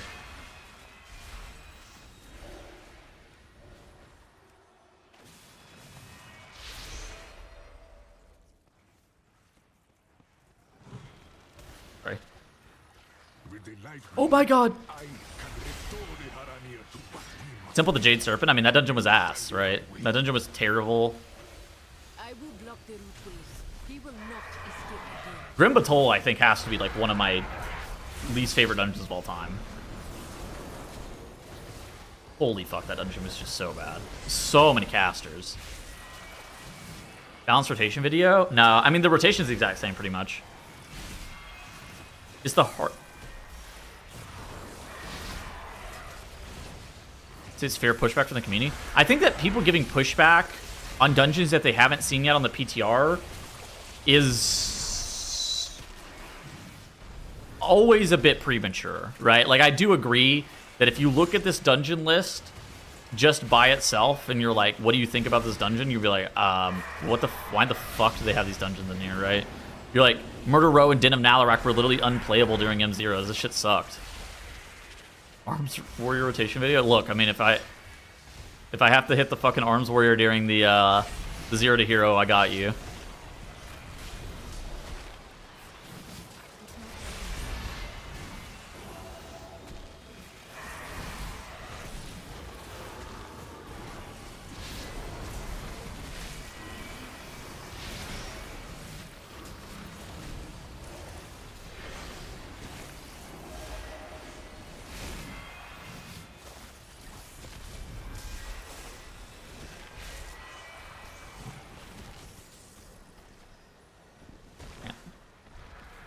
Had to buy some concrete for the people who were repairing my basement today. Texting them about it. Yeah, I mean, if you only read the thoughts of people before even trying the dungeons in the PTR, you would think this is gonna be the worst season of all time. Where I'm just like, I don't know. The dungeons are not that bad. I mean, again, very few of them are like #1. Like, one of one best dungeon of all time type heaters. I don't think that this season has a dungeon that's like that. But I don't think it has any dungeons that's just like bottom of the barrel god awful either. So it's like fine. This season's gonna be fine.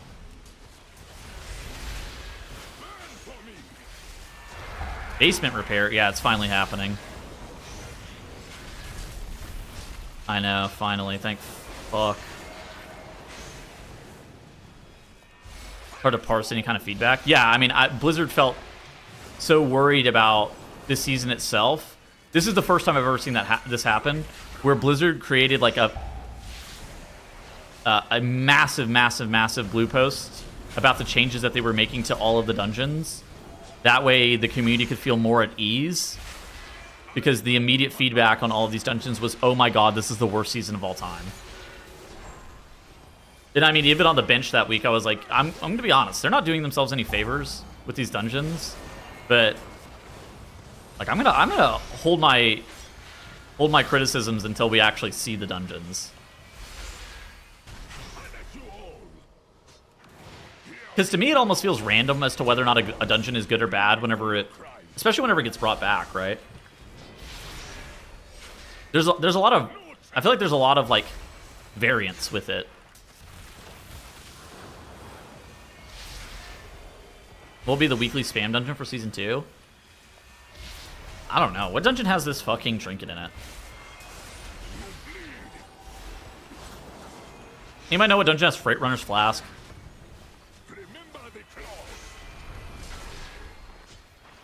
Murder Row? Alright, Murder Row then.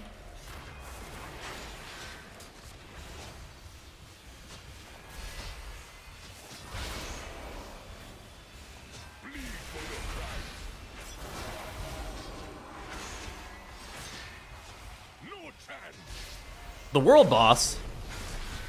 A trinket from the world boss is good? What the fuck? I know about the one from the first boss in the raid being good. That's the shield one, right? Where you, if somebody dies, you get the ghost.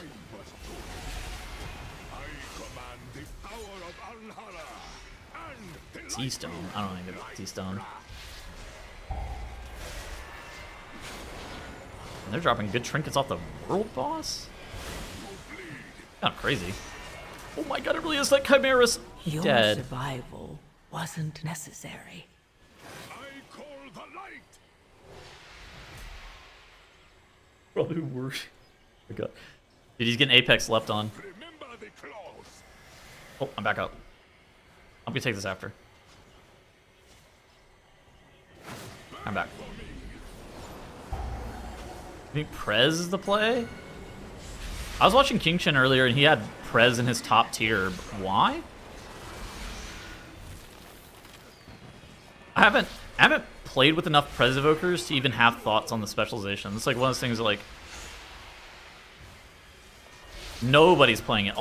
People are only playing Holy Paladin right now.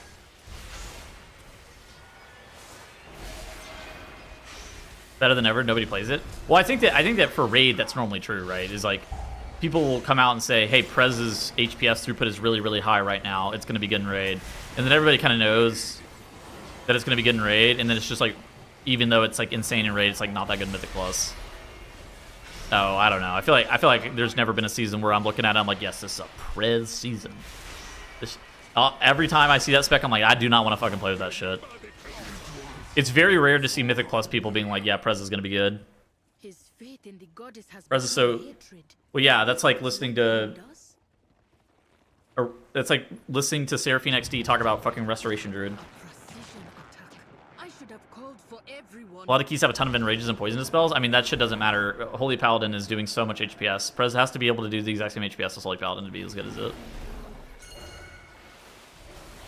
Or pre-nerf Mistweaver Monk.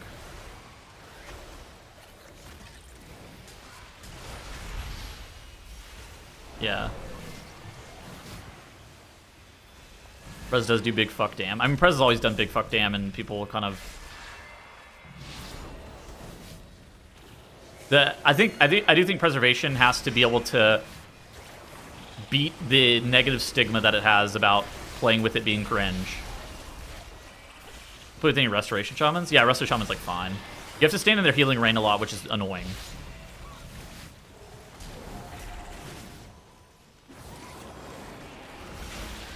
I feel like going into a season, you'll probably know if it's a Prez season.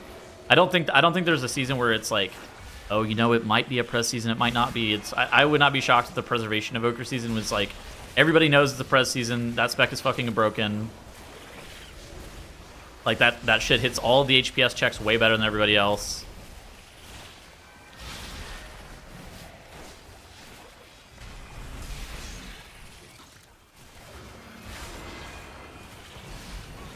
Dragonflight Season 1? What do you mean? Dragonflight Season 1 was a Preservation Evoker season, and then they nerfed it like 3 fucking times.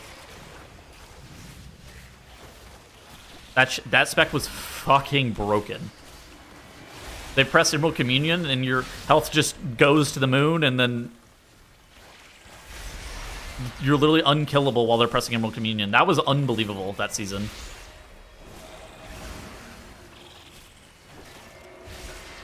Oh, people didn't know it was a Prez season? I think the top healers knew that was a Prez season. Well, after the race, we were playing Prez. I was somewhere between, like, at least on NA, we were like the rank 1 to rank 3 NA team, depending on like what week it was for a while before Prot Paladin Prot Paladin got reworked, and we were playing Prez the entire time. Prez was just fucking broken. I don't think any other healer could really heal second boss and Noku defensive either. Raging Tempest.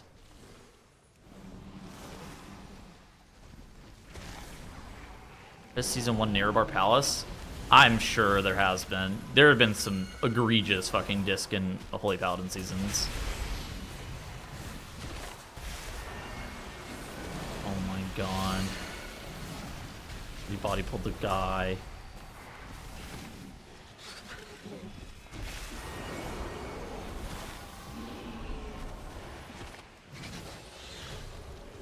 He's getting scolded in Chinese in party chat now. Our tank is scolding our Demon Hunter.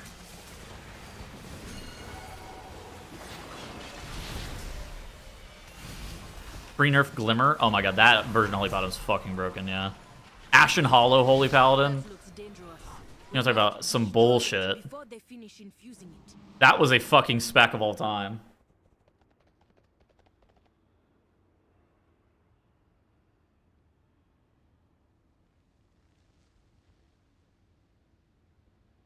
Scarlet Monastery? Yeah, I mean, I think that could be cool. Actually, I think they could do a good job with that engine.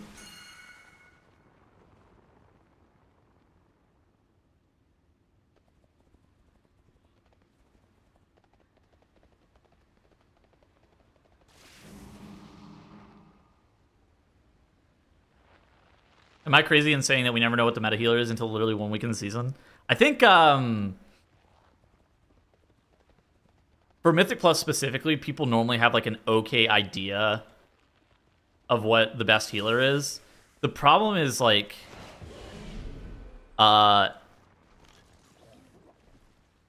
raid tuning specifically affects things so heavily.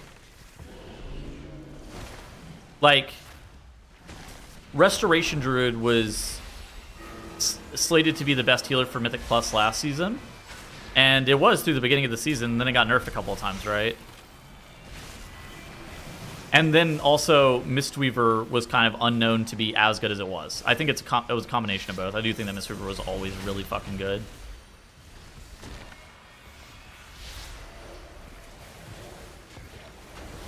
I think that people normally have like a decent read about what's going to be the meta healer.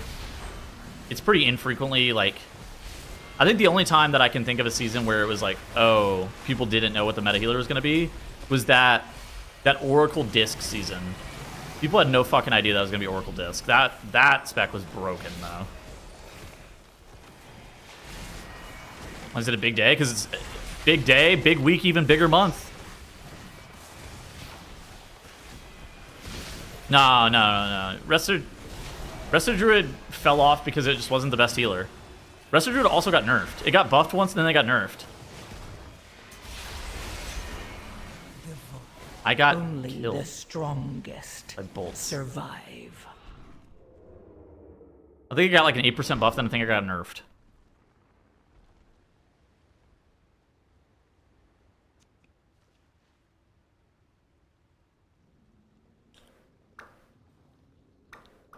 I do think that people's reads generally on Mythic Plus balance is like, the reads are like normally like okay. Healer is probably the one that actually, the read from the PTR to live is probably the most off consistently. I could not begin to tell you why, but DPS had this thing where fucking sometimes your specialization catches a 20% damage nerf after the season comes out, and so you just have no fucking idea. I don't trust any tuning until after the race. Yeah, no, I don't know. I'm with you. Because of exactly what I said.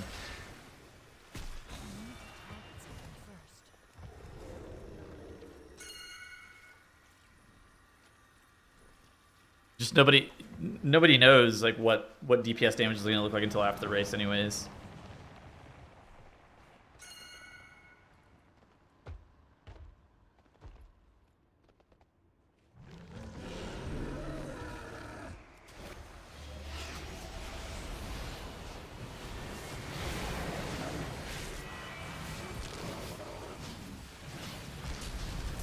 Starfiring my ass off. Big Starfires.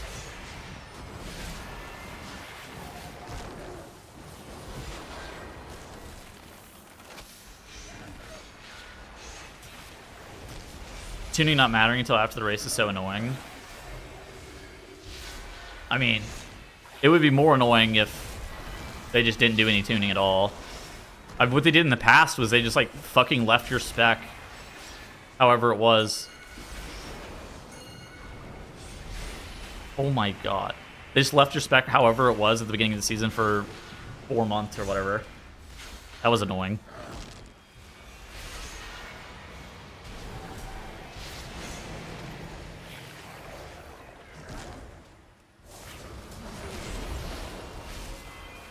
Elding?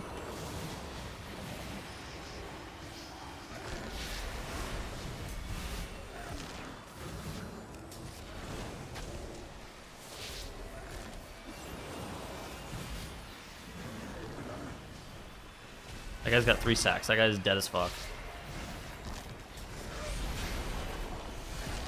Both of them have 3 stacks. Is that healable? Holy fuck. Okay.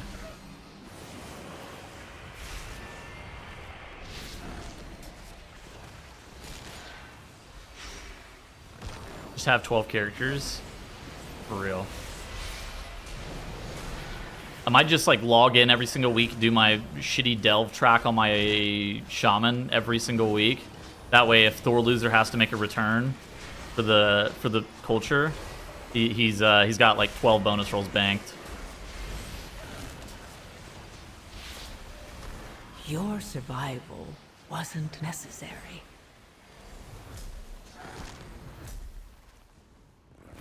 Is that healable?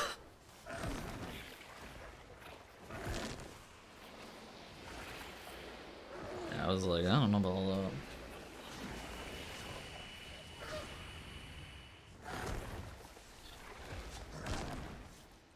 Your week 0 vault? That's true.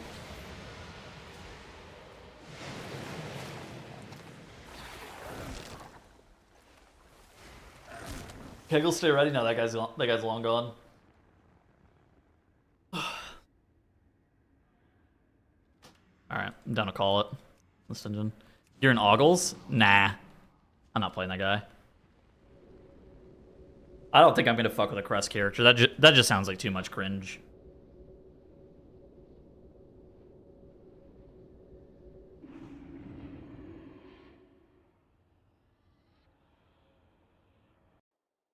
I hope Og stays dead. Why, man? Og is cool.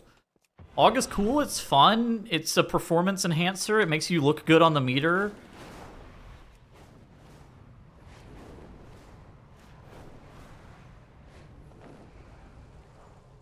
You're just jealous. I see the mortgage is due sus. Yeah, I mean you got money for the mortgage? Dorky said he gave up on raiding because of all the cringe shit people are doing now. Like the what exactly did he mean whenever he said that? I gotta look back at the. Was that Potty C this week?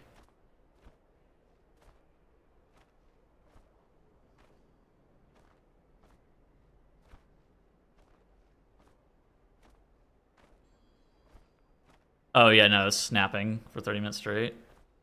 Was that in this week?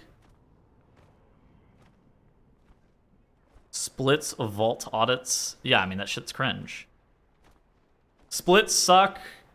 I think that the amount of preparation that's expected out of all players is really annoying. Was on his stream. Oh shit.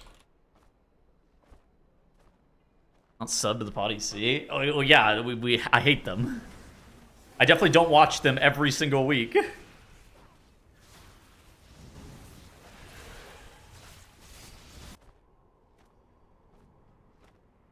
But I don't even know what made it good. Talking about Gavel. More single target.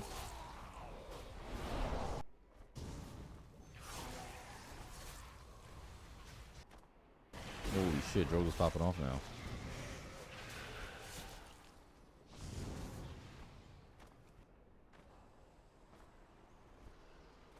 JB, what healer should I play next season? Maybe. Down the volley and Tearthel gets the.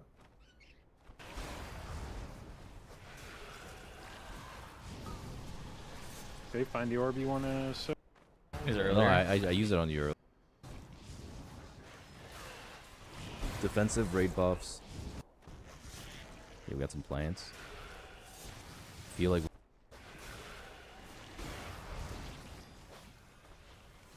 I want to hear what he says.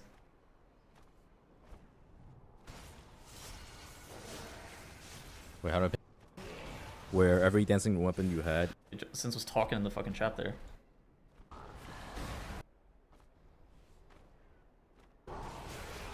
Bloody Key's meta, they need to nerf gore fiends.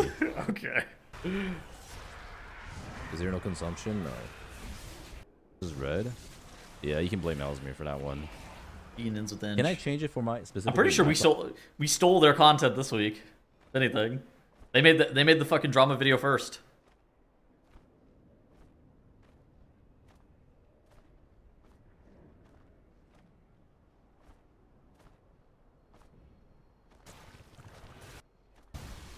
I'll try, you know, good point. Could own drama, of course. Start money on another VDH season. This doesn't seem like a very scary poll. I'm excited for it. Yeah, Growl's in the fucking streets. But I mean, anyways, whatever. I couldn't find what fucking Dorky said about rating. But he's like, I definitely agree with him that rating like has changed so much over the last couple of expansions. Like, it unfortunately no longer feels like you're just like sitting there with your homies, like raiding. It really does feel like there's so much preparation that's required, and it honestly takes a lot of the fun out of it, which is why I really like raiding in my guild. Right, my guild, we don't do splits. We do some preparation, but it's not like, oh yeah, you need to watch however many hours of the Race World first to be able to do that prep. Like, I think that a lot of the splits and shit like that actually take a ton of fun out of it. Especially, too, yeah, I mean, the 60 keys, the expectation that you also run so many Mythic Plus dungeons, the expectation that you run so many Mythic Plus dungeons to make sure that you're prepared that week for raid feels unfun as fuck.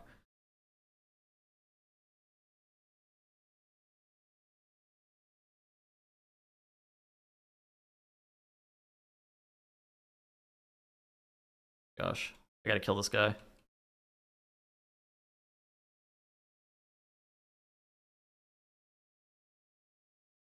I've ran 70 to 100 keys week 1 every tier since Aberrus. I mean, dude, I'm casting the race, and I'm doing like somewhere between 40 and 70 depending on the tier. Shit is like, it's actually just not very fun more than anything else. I gotta get my aluminum foil. What's Oggles doing? He's getting his aluminum foil.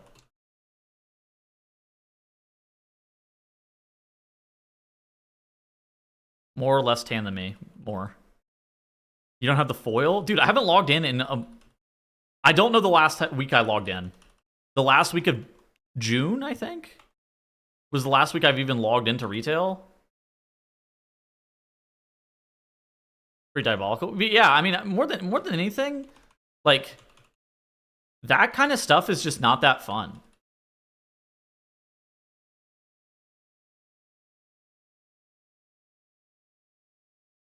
Like, the raiding itself is really fun. The insane amounts of preparation that's expected is the part that makes it less enjoyable. WoW is less social? No, I love raiding. I mean, like, I took 2 tiers off of raiding. I didn't raid in Nerebar Palace, and I didn't raid in not Aberrus, Amirdrasil. And I will say that whenever I started raiding again, I definitely enjoyed the game more, right? Like, I enjoy the culture, I enjoy the community, I enjoy the camaraderie. That stuff is that's the good part of raiding.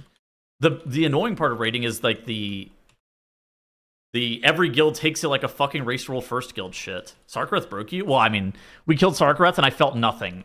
Like, the boss died and I literally felt nothing, and I was like, all right, you know what? It's definitely some. And then Steve wanted to do fucking 3 days a week of splits, and I just wanted to do Mythic Plus. So I was out. I was not doing 3 days a week of farm.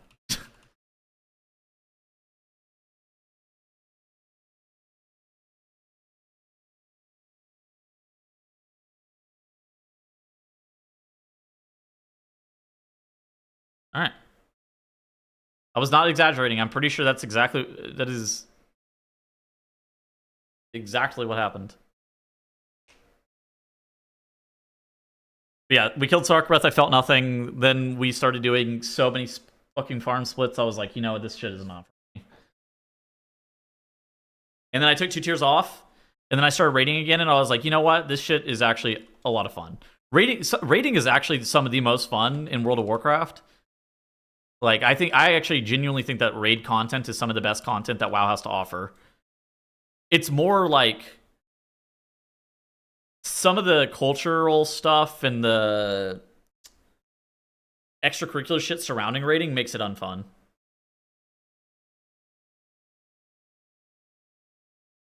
Sure as hell felt something when you typhooned the entire raid. That was on Eltharion.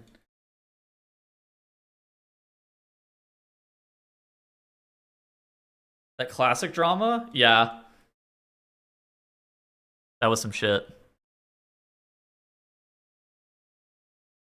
2 to 3 had Freak. I mean, it's just not, like... Splits in general aren't very fun. Like, splits can be kind of fun sometimes, but needing to do multiple raids of farm is just unbearably unfun. And even at the beginning of the season, I I don't think splits are very fun at the beginning of the season. Even though you're getting accelerated gear, like I don't really like logging in and doing multiple rounds of heroic raid, because whenever I'm a mythic raider, what I want to do is raid mythic. I don't want to sit there and do multiple rounds of heroic raiding. Ignore that bush. I understand why it's valuable, but I don't really find it very fun. Oh my god, he found the time. What's he say?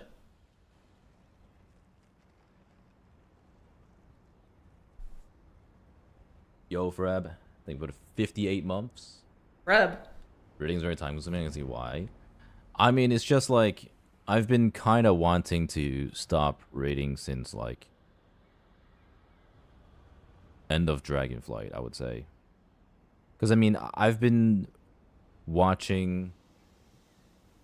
I've been experiencing rating become more and more degenerate over these years. Like I've seen it unfold before my eyes, right? Like we went from literally just like raiding, playing for fun, and then at some point we started adding overtime. And then at some point we also started adding splits, right? We went from like, you know, just like maybe like 2 splits to like 3, 4, 5. And then at some point it also became about playing the meta comp in Raid 2, where it's no longer, okay, you know, J-Funk is just the Windwalker guy, or, you know, whatever it might be. And now people are just like playing whatever Liquid is playing. And then it became about like spread cheating too. And then it became about reminders, having all these reminder add-ons where... Oh, I fucking hate the reminders. He's so fucking real about the reminders. That shit is cringe. God damn. Set. So like 2 minutes in, you're pressing AMZ here, you know, 3 minutes in, you're pressing this here. And then we're also doing like, you know, like vault loot auditing, where you gotta like screenshot your vault and that's normal. Submit it and figure out what your raid should be picking up from their vault. And you know, like just like seeing raid devolve into this just made me kind of lose all the passion for raiding. It sucks because raiding is actually some of the most fun that you can have in WoW. I think the culture, I think the community around raiding, especially like, you know, hanging out with people that you kind of know, but you share common interests with, I feel like that builds friendships over the long term, right? Like you don't join a guild and you immediately have friends, but you build those friendships over time. And so I think that raiding is actually like really integral to the game. But I mean, the problem isn't that it's like one specific thing, right? It's like a long list of very small things over time that erodes your enjoyment out of it.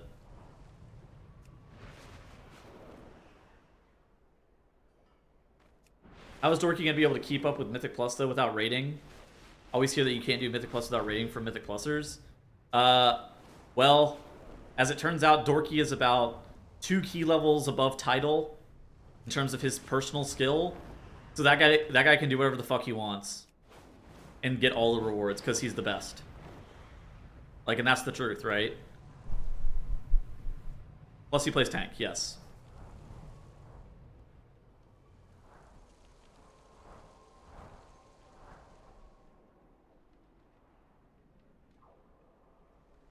It's not Hall of Fame? Yeah, I mean, I believe that. It's a tough time. I mean, it depends on what his goals are, right? Like, if Dorky, like, if his goals are, like, play the beginning of the season whenever the game is most fun, he doesn't really care about the title at the end of the season whenever most people have cutting-edge gear anyways, he's gonna achieve whatever rewards, or he's gonna achieve whatever goals he has in mind anyways.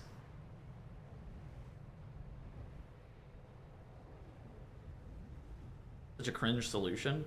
I mean, yeah. I think that rating needs like a big shakeup. I don't think that the 9 out of 6 myth track gear is the shakeup that it needs. I do think also the gearing. I don't like gearing tracks in general. I think that there's a lot that's wrong with gear tracks. Oh, I mean, I think title is easily possible. Skill is the most important thing in World of Warcraft. People don't really like. People don't appreciate that enough. What is this?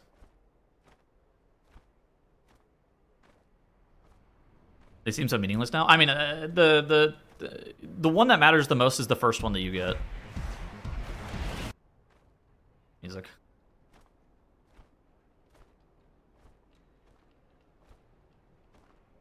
What am I looking at? Up some drama yet? No. Oh, Chrono. This is the OBR for Devourer. That's not bad. Oh no, OB. Oh, you're just saying you're fucking just pressing Devourer and collapsing Star over and over again. Yeah, I mean the spec was never insane because of anything else. Because of like rotational complexity or anything like that. It was always about like being able to get your collapsing star off.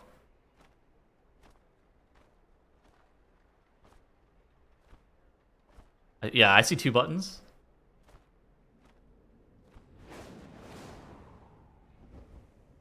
Crony, you need to start some fucking drama. All right, hear me out.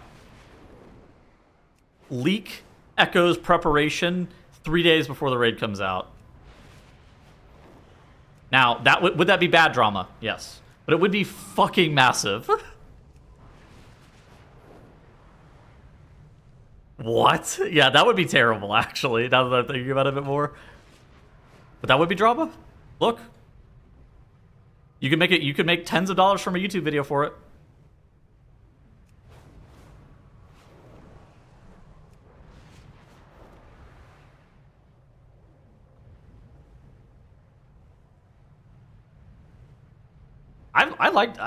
I think Devour was fun because trying to make sure that you're constantly in void meta is like a fun gameplay loop.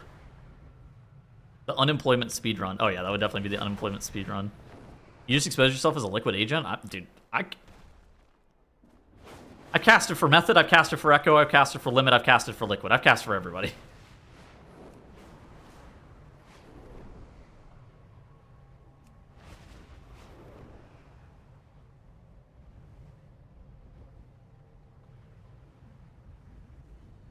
You will not be casting for Echo again. GG. Well, yeah, they keep hiring Europeans. I actually love... Dude, those Echo races... My favorite race of all time is that Sepulchre race. I fucking love that Sepulchre race. That shit was so much fun. That Vault of the Incarnates one was elite, too. We were in Switzerland. We were in Bern for that... The Vault of the Incarnates one. That was a really cool venue and a... We were in Bern for Christmas. There was like a Christmas market right next to our hotel. That shit was fucking sick. I was stoked. That's something I'll look back on years from now and be like, wow, that was really fucking cool. Being able to do that. And JB. Yeah, Europeans and JB. But yeah, no, I mean... Echo has put more heavy emphasis in terms of hiring European casters, which I think makes sense.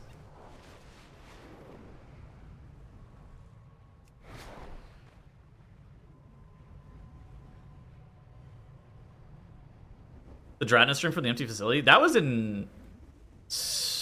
That was the tier after I stopped casting for Echo.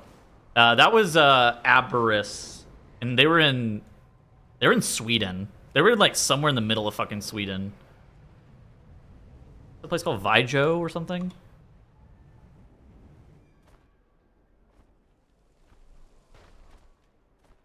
This one. Bax Joe. Bax Joe. However you pronounce that in English. It was like some smallish city in the middle of fucking Sweden.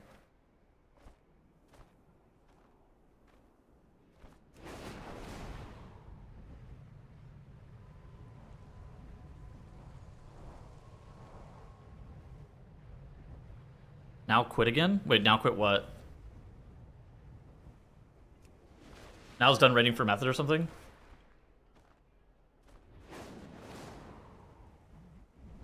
Yeah, now said that he was going back to somewhere in the top 10. I think he said he was done fucking rating the hours during the race or something. Yeah, Vax Joe. I didn't know Kush quit, though.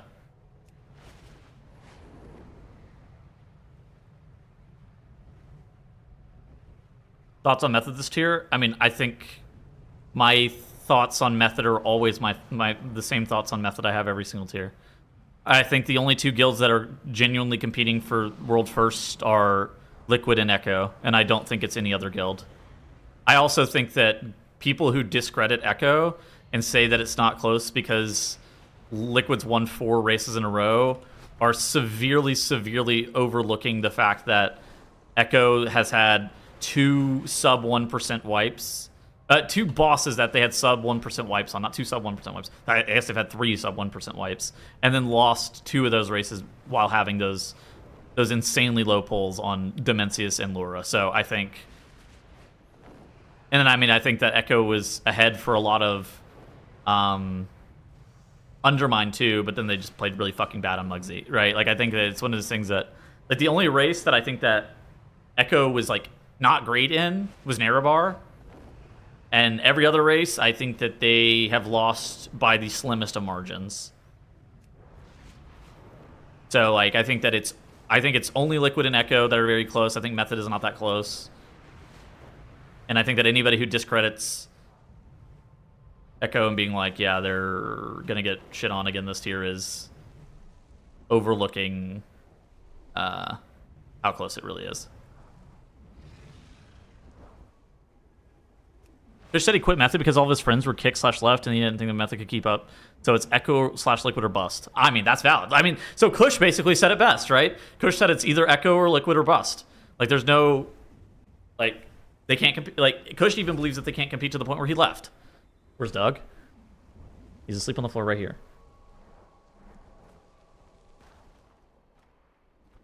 Actually 7. Okay, well, I don't look at those the same. Nobody looks at them the same.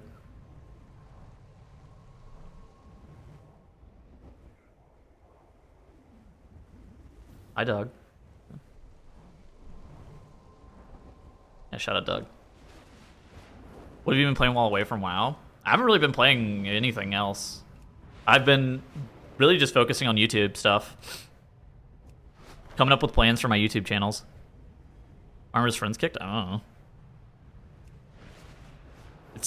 I feel like it's not possible for any guild to compete. Well, I think that talent... Okay, so something that's kind of understated is that it's kind of like soccer, right? Where there have been studies done on soccer teams, and the way that you make your team better is not by recruiting a new superstar player, but it is instead by replacing the worst player with somebody that's slightly better, right? It's like you're trying to raise the floor of your play whenever you're trying to make your soccer team better. The same thing goes with the Race to World First guilds. Liquid and Echo, the standard of play from top to bottom on the roster, people will say it's the chefs and the infrastructure and the raid leadership and the whatever, the this, the that, the whatever. But in reality, the truth of it is the roster from top to bottom for both Echo and Liquid is just really fucking good. Like, the individual players that they have on those rosters are just so good that it makes it almost impossible for any other guild to compete.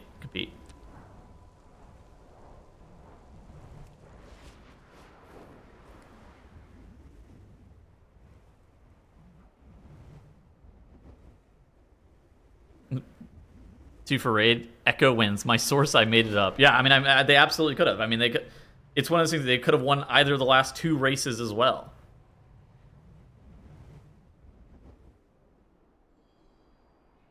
And they have the pick of the litter. Yeah, of course. Those guilds, I mean, they're both just so unfucking believable. And I don't think, yeah, and I don't think it's pretty close.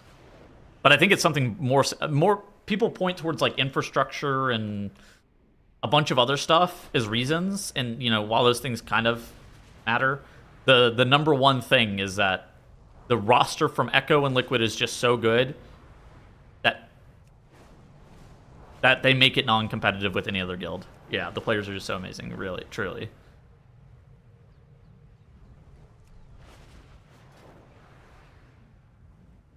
Makes the race a thing, yeah. Infrastructures that help Echo and Liquid differentiate themselves from one another? Sure. I mean, and then, yeah.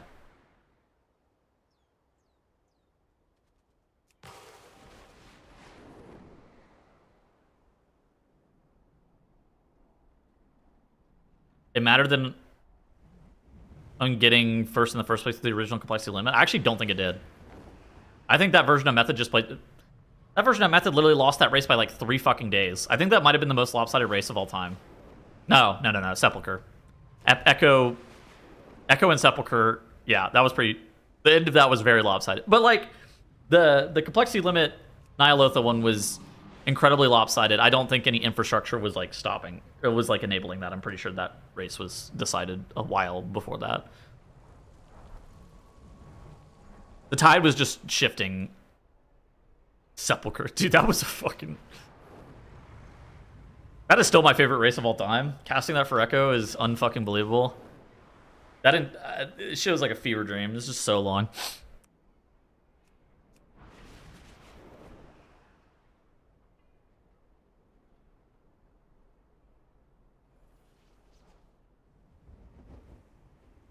Yeah, that was a bonkers race. Only for his level, I have no idea what Doug would join.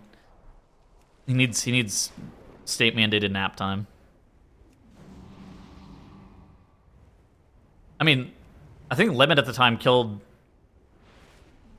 N'Zoth like 48 hours ahead or something ridiculous. Like, it was something absurd.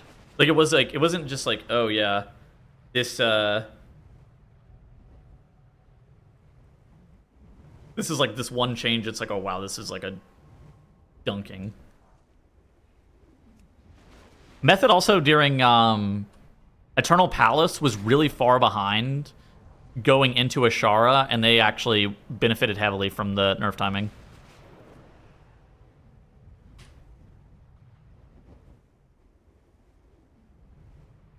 I mean, I think that they were... I think that Limit should have won Eternal Palace, too. N'Zoth, Jailer, and Ansarek were all big dunks.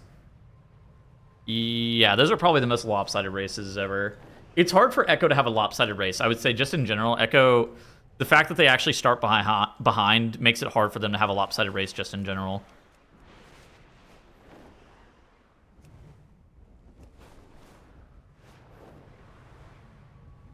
Nathru was? No, Nathru was absolutely not.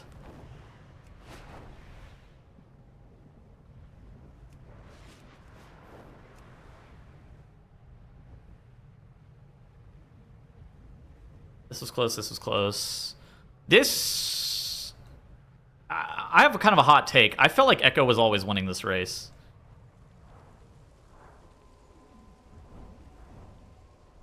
Like, I did research whenever I was going back and doing my History of the Race World First video, and was looking at some of the stuff. I think Echo was always winning this race. But obviously this race is marred in controversy with the nerf, but I think Echo was ahead for like almost all of Raz Prog. Or not, maybe it wasn't almost all, but it was like a significant portion of Razageth's progression.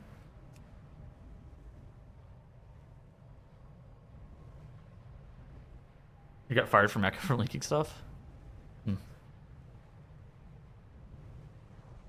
Yeah, that race was just ruined. Yeah, I mean, it would have been a better finish for sure. Catalog every newcomer. I want to know secrets among these latest... Nathru Unbu actually wasn't that close. No.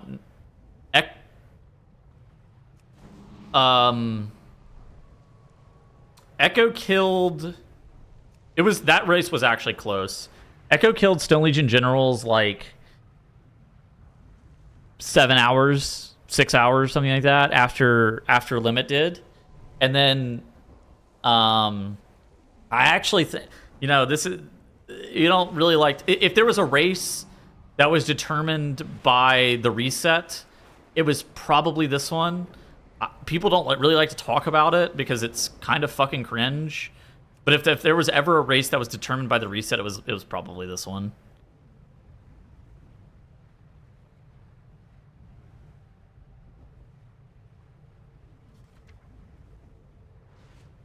Sanctum was very close. Yeah, that was a sick finish.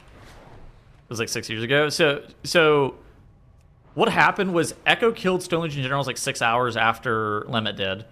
And then both guilds did pulls off stream.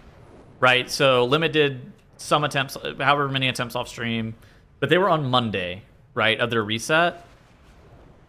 And so they only had a few hours of stuff to do, right? So they did like, 3 hours of chores and they did 2 hours of pulling. Echo had like a full fucking day, right? Because they killed Stone Legion Generals, like say the first pull of their Tuesday, right? They kill Stone Legion Generals like the first pull of their Tuesday, which means that they do all those pulls in the dark. And so whenever they came out, Limit had like a barely squeaking into phase 2 best, and Echo had like a 45% or a 40% best pull going into the first reset. And then Echo then had to like stop their farm splits early because Limit, having the earlier reset, they got into Denathrius phase 3 while Echo was still doing their farm splits, and so Echo had to stop doing their farm because they were worried that they were about to lose on the spot. It was if there was ever a race that was determined because of the reset, it was probably that one. But again, people don't really like to talk about it. Your house fixed? It's in the process of getting fixed currently. I'm using just base Ellesmere UI, yeah. Yeah, currently have people repairing it, so we're up big. Hello, Farfa. Yo, we were just talking about old races. But yeah. Wasn't Liquid Farm better during the second reset? I mean, like by like 3 hours or something, yeah. Contractor live stream? No. You think it's the highest DPS check? Sire, Denathrius, or Queen? I don't know. Mencius? I don't know. If Ashain is here, he probably has a better gauge on that than me. What was the highest DPS? What's the highest DPS check? That Sylvanas one was pretty fucking close. This one was really tight.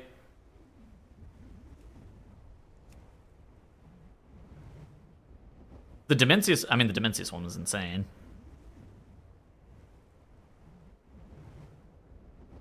Rygalon. I think both guilds killed Rygalon with like 5 seconds to spare. There's also like RNG with like Rygalon. This one wasn't particularly close. Razgeth wasn't particularly close after the nerfs. Fyrakk, I mean, it wasn't a DPS check. It was more just like how long can you live. Sludgefist is fucking sick. I mean, that was Lura. I don't think Lura P3 ended up being that close. Like, I think the first couple of times Lure P3 happened, it was like, what the fuck? Ansarek is like pretty brutal. I think this one is brutal. It's probably Demencius or Ansarek. It's probably one of the two of those, if I had to guess.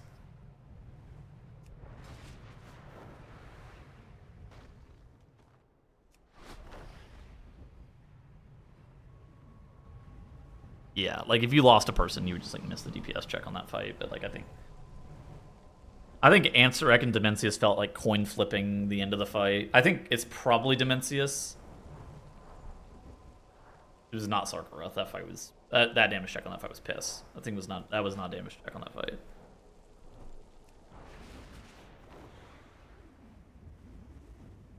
It's like fucking Gallywix damage check. Yeah, the last boss. Yeah, that boss was good.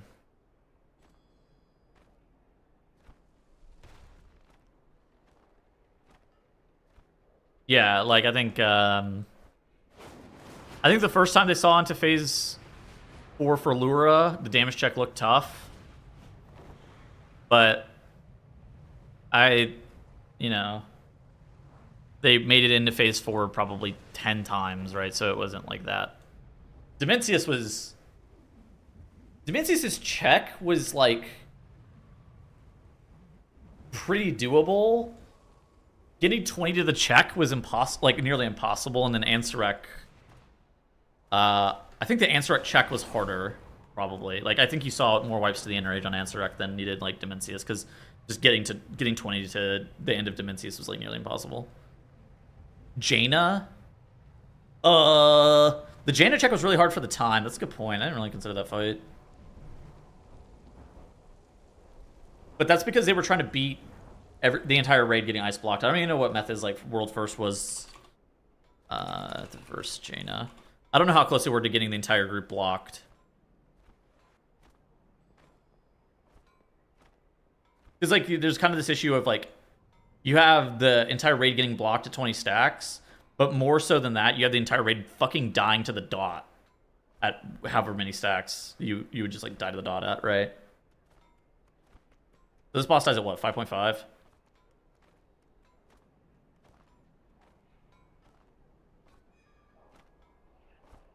I mean, this check was hard as fuck. I mean, I'm not gonna... So they're at 14 stacks of the debuff. So they're probably 30 seconds away from the Enrage Enrage. No, maybe no, actually a lot less. More, I would say maybe like a minute away from the Enrage or something. So they're probably a minute away from the actual Enrage, but like more than anything, they're gonna wipe to the goddamn damage check. Fragments on Boomkin is an odd sight. Yeah, Lorgok, Fragments, and Jinji all played Moonkin in this era. Mira's also played Moonkin at some point too. You need a pen? Oh, I don't know. Oh, Nira, hope you're having a good day. This was at the Red Bull Gaming Sphere in London. This was a cool venue. This venue was hot as fuck, though, I will say.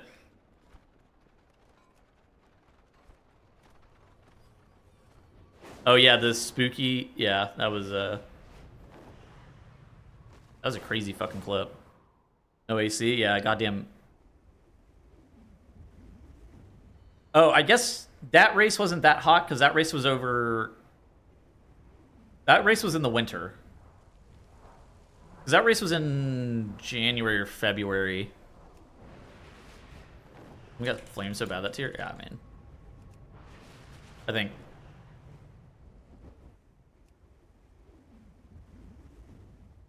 This was still the era of fucking WoW players where a lot of World of Warcraft guilds believed that they could compete for Worlds First if they put in the time.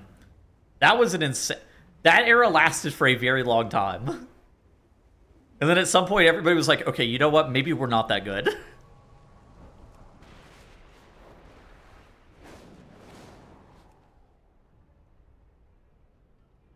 Josh. Ugh.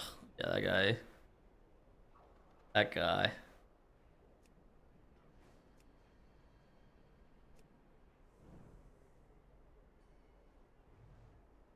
Land max tweets? Yeah. Do you think FSY could get top 2/3 if they put in the time? Do I think FSY could get third? Probably. Do I think FSY could get second? Probably not. What makes a good WoW player? Like the difference between top 2, 3, and top 10? What makes the difference between like a G League basketball player and a NBA player? Most of the people that are in World Top 10 guilds wouldn't even make it on a roster in World First guilds. I mean, this is like the actual truth. Like, out of the top 10 guilds, like, if you're not in a Race World First guild, you're probably just...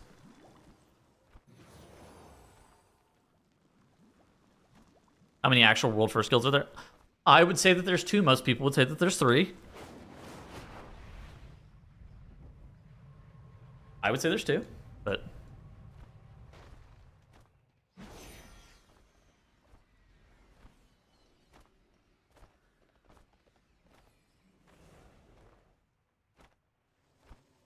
But Yeah, that's the point. Like, even of guilds in the top... I mean, you take a guild like Pop Tart Corn Dog, right?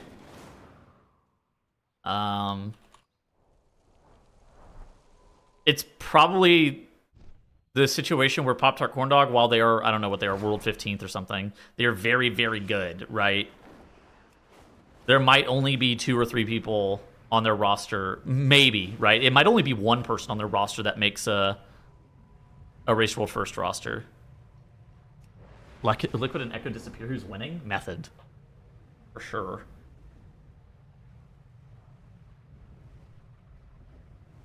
I think it's just skill mostly.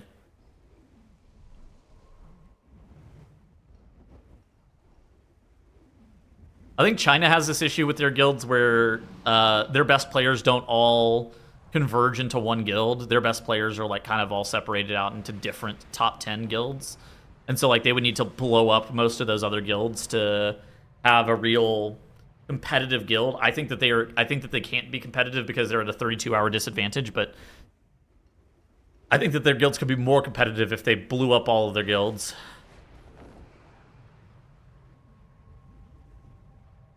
Yeah, they had that one super guild at one time, and that went perfectly.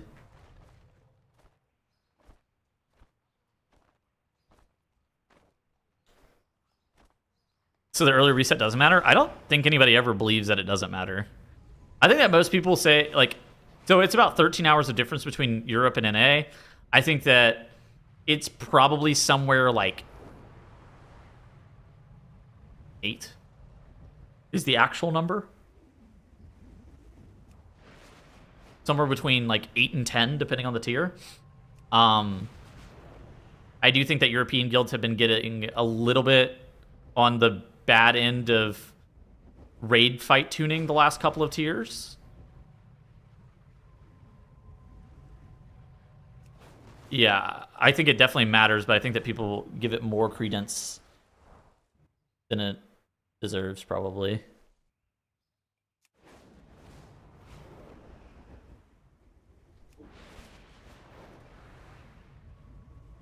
I mean, it definitely matters.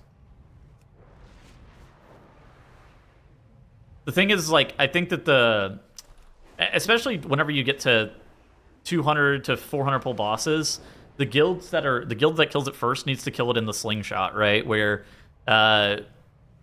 guilds go to bed ahead and they wake up behind every single race. And so whenever a guild wins, very infrequently do they win whenever both guilds are pulling simultaneously. That's only happened a couple of times. Happened this tier, happened on Dementius, and happened during Emir Drasil, but it's pretty rare that happens. Normally the guilds kill it in the slingshot whenever the other guild is asleep. So I think that for a guild like Echo, they had to have killed Lura whenever Liquid was asleep. Right? Do you ever see Blizzard sponsor an official ritual for a broadcast like MDI2?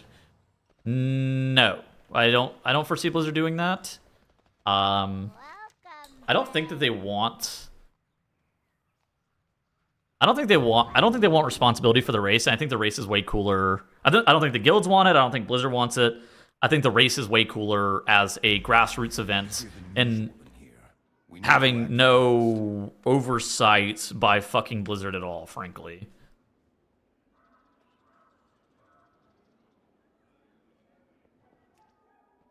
I think it's cooler that it's a grassroots event, personally.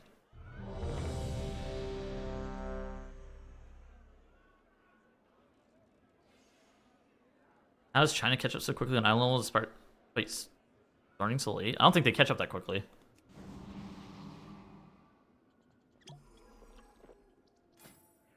They don't have special resets or anything, no. They're 32 hours behind.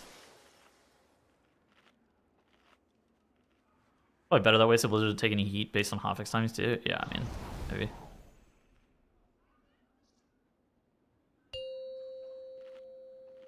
I don't think it's anybody's best interest to 5, 4, 3, like 2. If somebody like EWC or NetEase wanted to put on a show for the Race World First or something like that, and they were paying out like big money, right? And got the Race World First guilds to all go in person and make characters on the same server, and you know, there was this whole thing. Like, I think that would be different. I think Blizzard doing it, I would be very wary of. I don't think Blizzard wants that, and I don't think players want that either.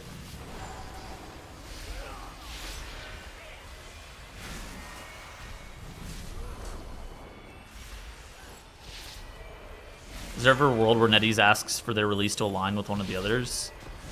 I mean, the problem with, like, global release is kind of the problem that it always has faced, where you kind of have this raiding ecosystem that's existed for 22 years now, right? Where, why do most NA guilds raid on a Tuesday? Well, that's because when the NA reset has always been. And why do you have Chinese guilds all raiding on Thursday? Oh, that's when the Chinese reset happens, right? And so, having a global reset, if a reset ever happened in the middle of your raid night, like the traditional raid night, say, hypothetically, if you moved China to the current EU reset, it would happen during like peak hours on Wednesday. Is that really what is desired? Probably not, right?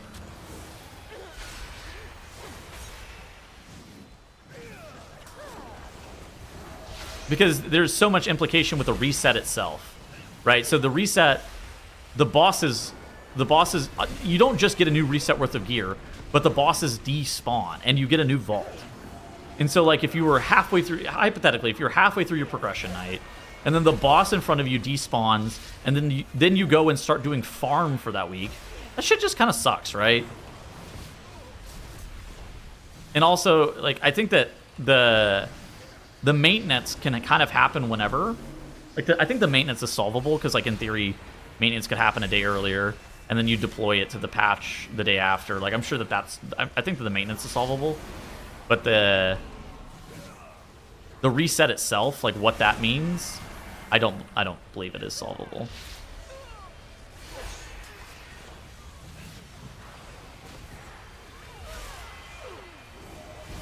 Yeah, like...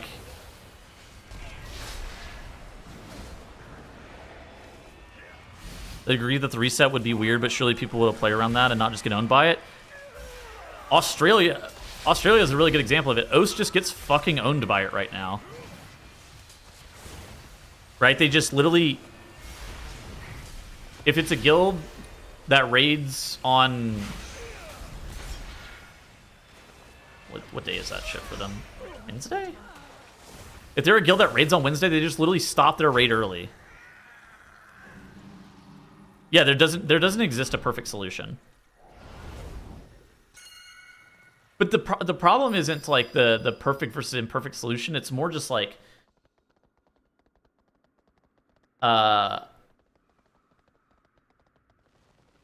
it's been designed that way for such a long period of time. Tuesday night? No, I think it's Wednesday, because I think the Wednesday, is it Tuesday night that they get fucked? Well, there's one night that they get fucked on. I can't remember. Maybe you're right. Is it past the international date line? Australian? All right, never mind. All right, I trust your opinion then. You're right and I'm wrong. Whatever night that is, they literally stop their raid in the middle of the fucking night and they just like log off, because it really and it only happens whenever servers go down, which servers go down fucking every other week or something. You had lasted a little longer. How many big team passes are expected at this point? 0? We're on a release candidate, so they only do hot fixes now.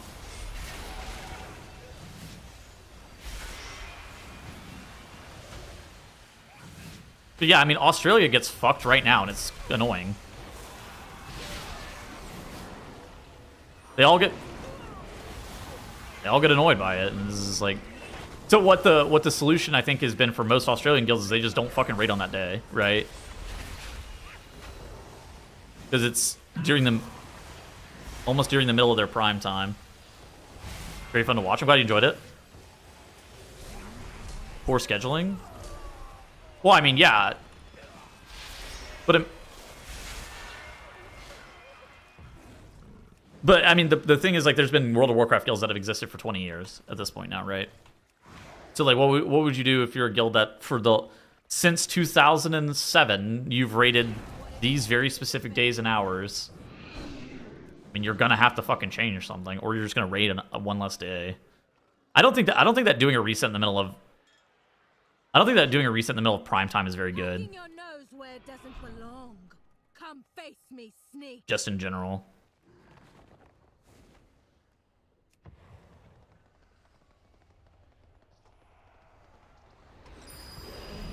I think if this was a completely different game that was designed in 2026, they would have done something different. But unfortunately it's not. But like, anyways, I think that, like, I don't think that Blizzard is very likely to, I think Blizzard is actually quite unlikely to try to get the Race World First as a product of Blizzard. Because I think they get most of the benefits without having to fucking commit the manpower and the resources to it. If they do commit resources to it, in the sense that, like, they give guilds 24/7 support. But whenever I say resources, I mean like broadcast resources and shit like that, right? But I think if like a NetEase or a EWC were to pick up the race and have them play all on the same server or something like that, that's maybe the most likely thing, where you would see like one large event, which could happen. I mean, I could somehow imagine a world where China gets NetEase, pools all their money together for one tier and pays the guilds somehow and gets everybody out to Shanghai for one tier, and everybody gets Chinese accounts and shit. Great new video. I'm glad you enjoyed it. Defend that whenever they hate your opinion on the GM situation. Look. Sometimes they don't like it. I know. I think that, you know, I think both sides of that Echo debate is fairly reasonable. I think that the people that fucked up are, I think it's like ultimately Blizzard's decision as to like what's going to go down with that. And I think that the longer that you let the day go, the more dead set your decision is. Oh my god, my tank is dead too. What?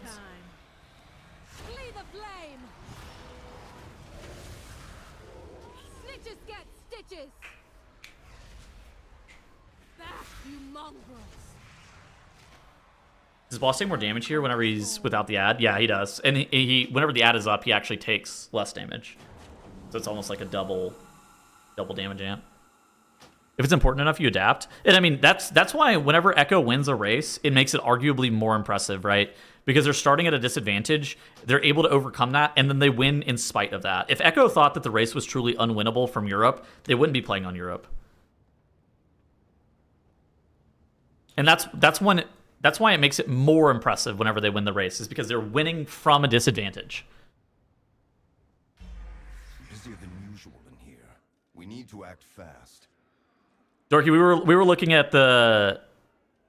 I was watching part of your VOD where you were talking about no longer wanting to raid. We were talking about that earlier too. You're absolutely fucking right.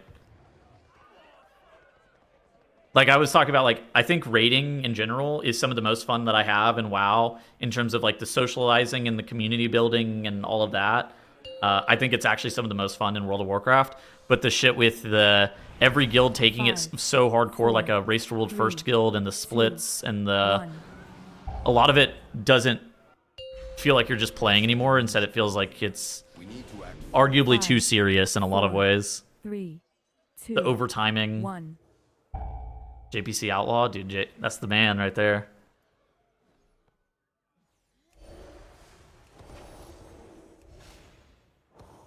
Yeah, I think it's like community driven. I don't even think it's like Blizzard driven. But also, I was talking about like needing to farm fucking like 40 to 80 Mythic Plus runs week 1 of the season. Otherwise, your gear is not that good too. Like,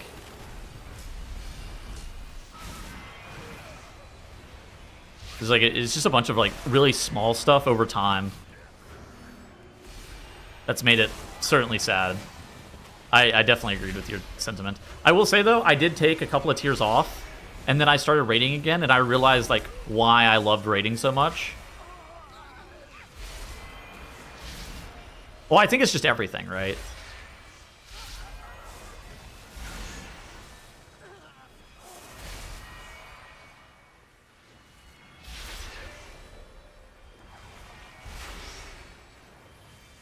What happened to Mythic raiding? That could be a good video. Multiple throwaway ults. Yeah, like if it was just like, oh, you know, I have to do this many Mythic Plus runs to make sure my characters have enough crests and heroic gear. Streaming happened. I mean, that's kind of the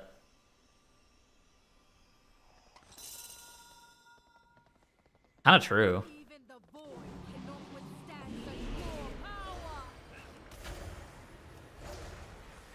Streaming made every guild feel like they needed to play like that, play in a certain way to actually play the game. So it's Tettle's fault? No, he's talking about the race. Streaming, I mean, raiding used to be like this thing where I don't even know what fucking rank guild you'd have to be. World rank 50th? That's like the first guild that would be streaming would be like world rank 50th.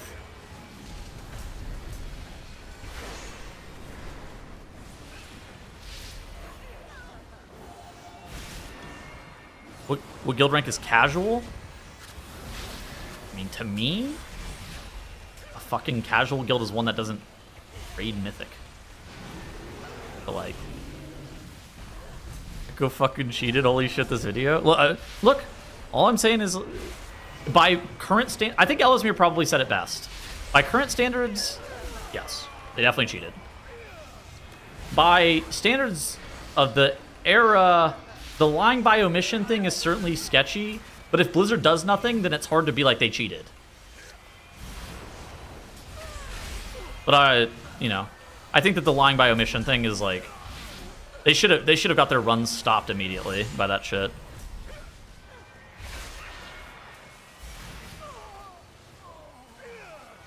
They knew they were cheating?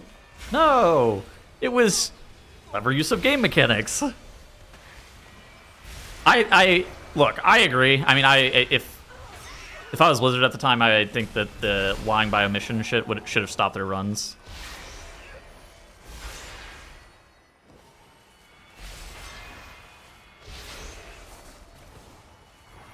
They got the rules rewritten after that shit too because of that.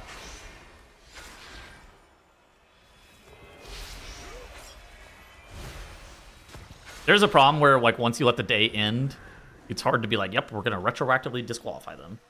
Like, it's possible to do that, but like I think that like the moment that they realized that they were doing something that wasn't, what is this? Ender. God forbid you use a potion. Yeah, I mean that shit's completely different now.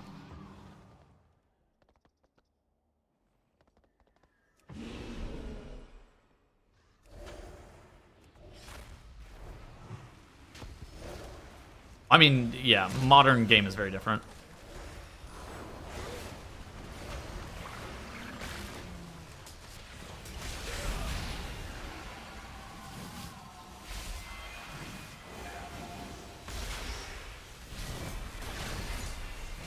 Talk to a vendor and buy a summon? Wait, where? I thought that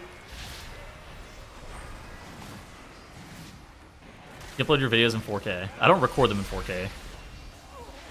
Very little footage is actually available in 4K either, so I feel like that's not maybe for the best. You got a race from the last tournament? I gotta go back and look. Blizzard had banned people for exploiting in the raid before that. Blizzard stopped banning people about BFA. Glory to the Sin'dorei. Baladash Malinore. Baladash Malinore. Poking your nose where it doesn't Fine belong. shit. Come Okay. face me, sneak. My goods are one of a kind. Wait. May my goods serve you. What's this, Steve? Let's make an example of Increasing you. your haste. Wait. Wait a fucking second. How long? 30 seconds? I'm using this during the fucking damage amp with my potion. I've learned infinite. I gained infinite knowledge. This is good for my YouTube video. Fear the foe. Wait a second.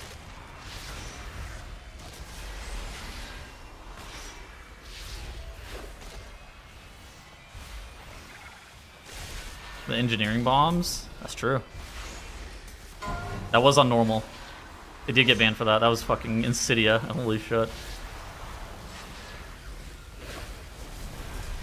Yeah, we had some dorky erase here. Fear the foe. Better to use it after the second boss? Is it not better to use it whenever this guy's got the damage amp? Learn your place. I'm using it now.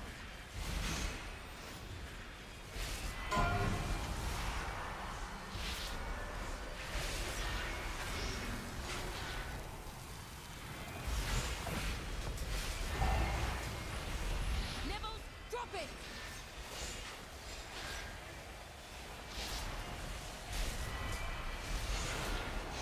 Maybe I pressed it a little bit earlier.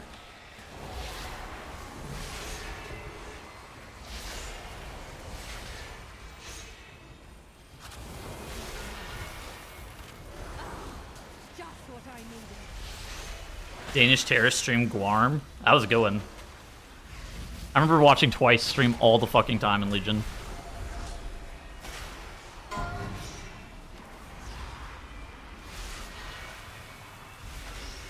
That's monstrous.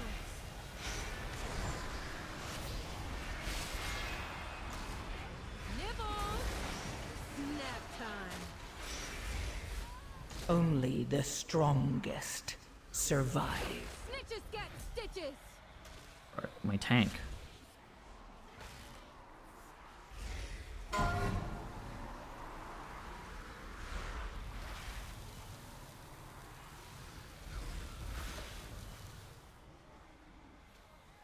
Flee the flame.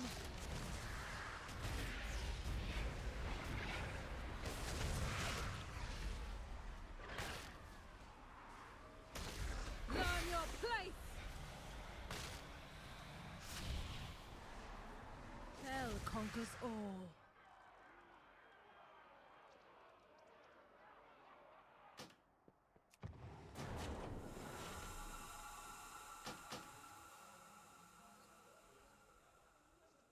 Loot, stream the Midwinter raids? Oh yeah.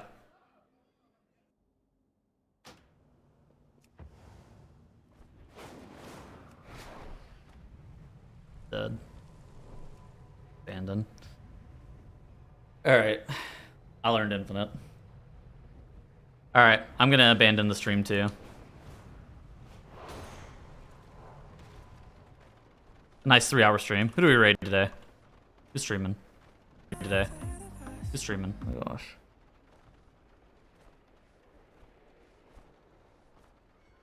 Oh my god, what's Stove doing? Raid Stove. Alright. Let me see. Let me think. Alright, GG skis. Raid Northern Lion? No, I'm not raiding Northern Lion. Alright, Rain Stove. JJ skis. Goodbye, everybody.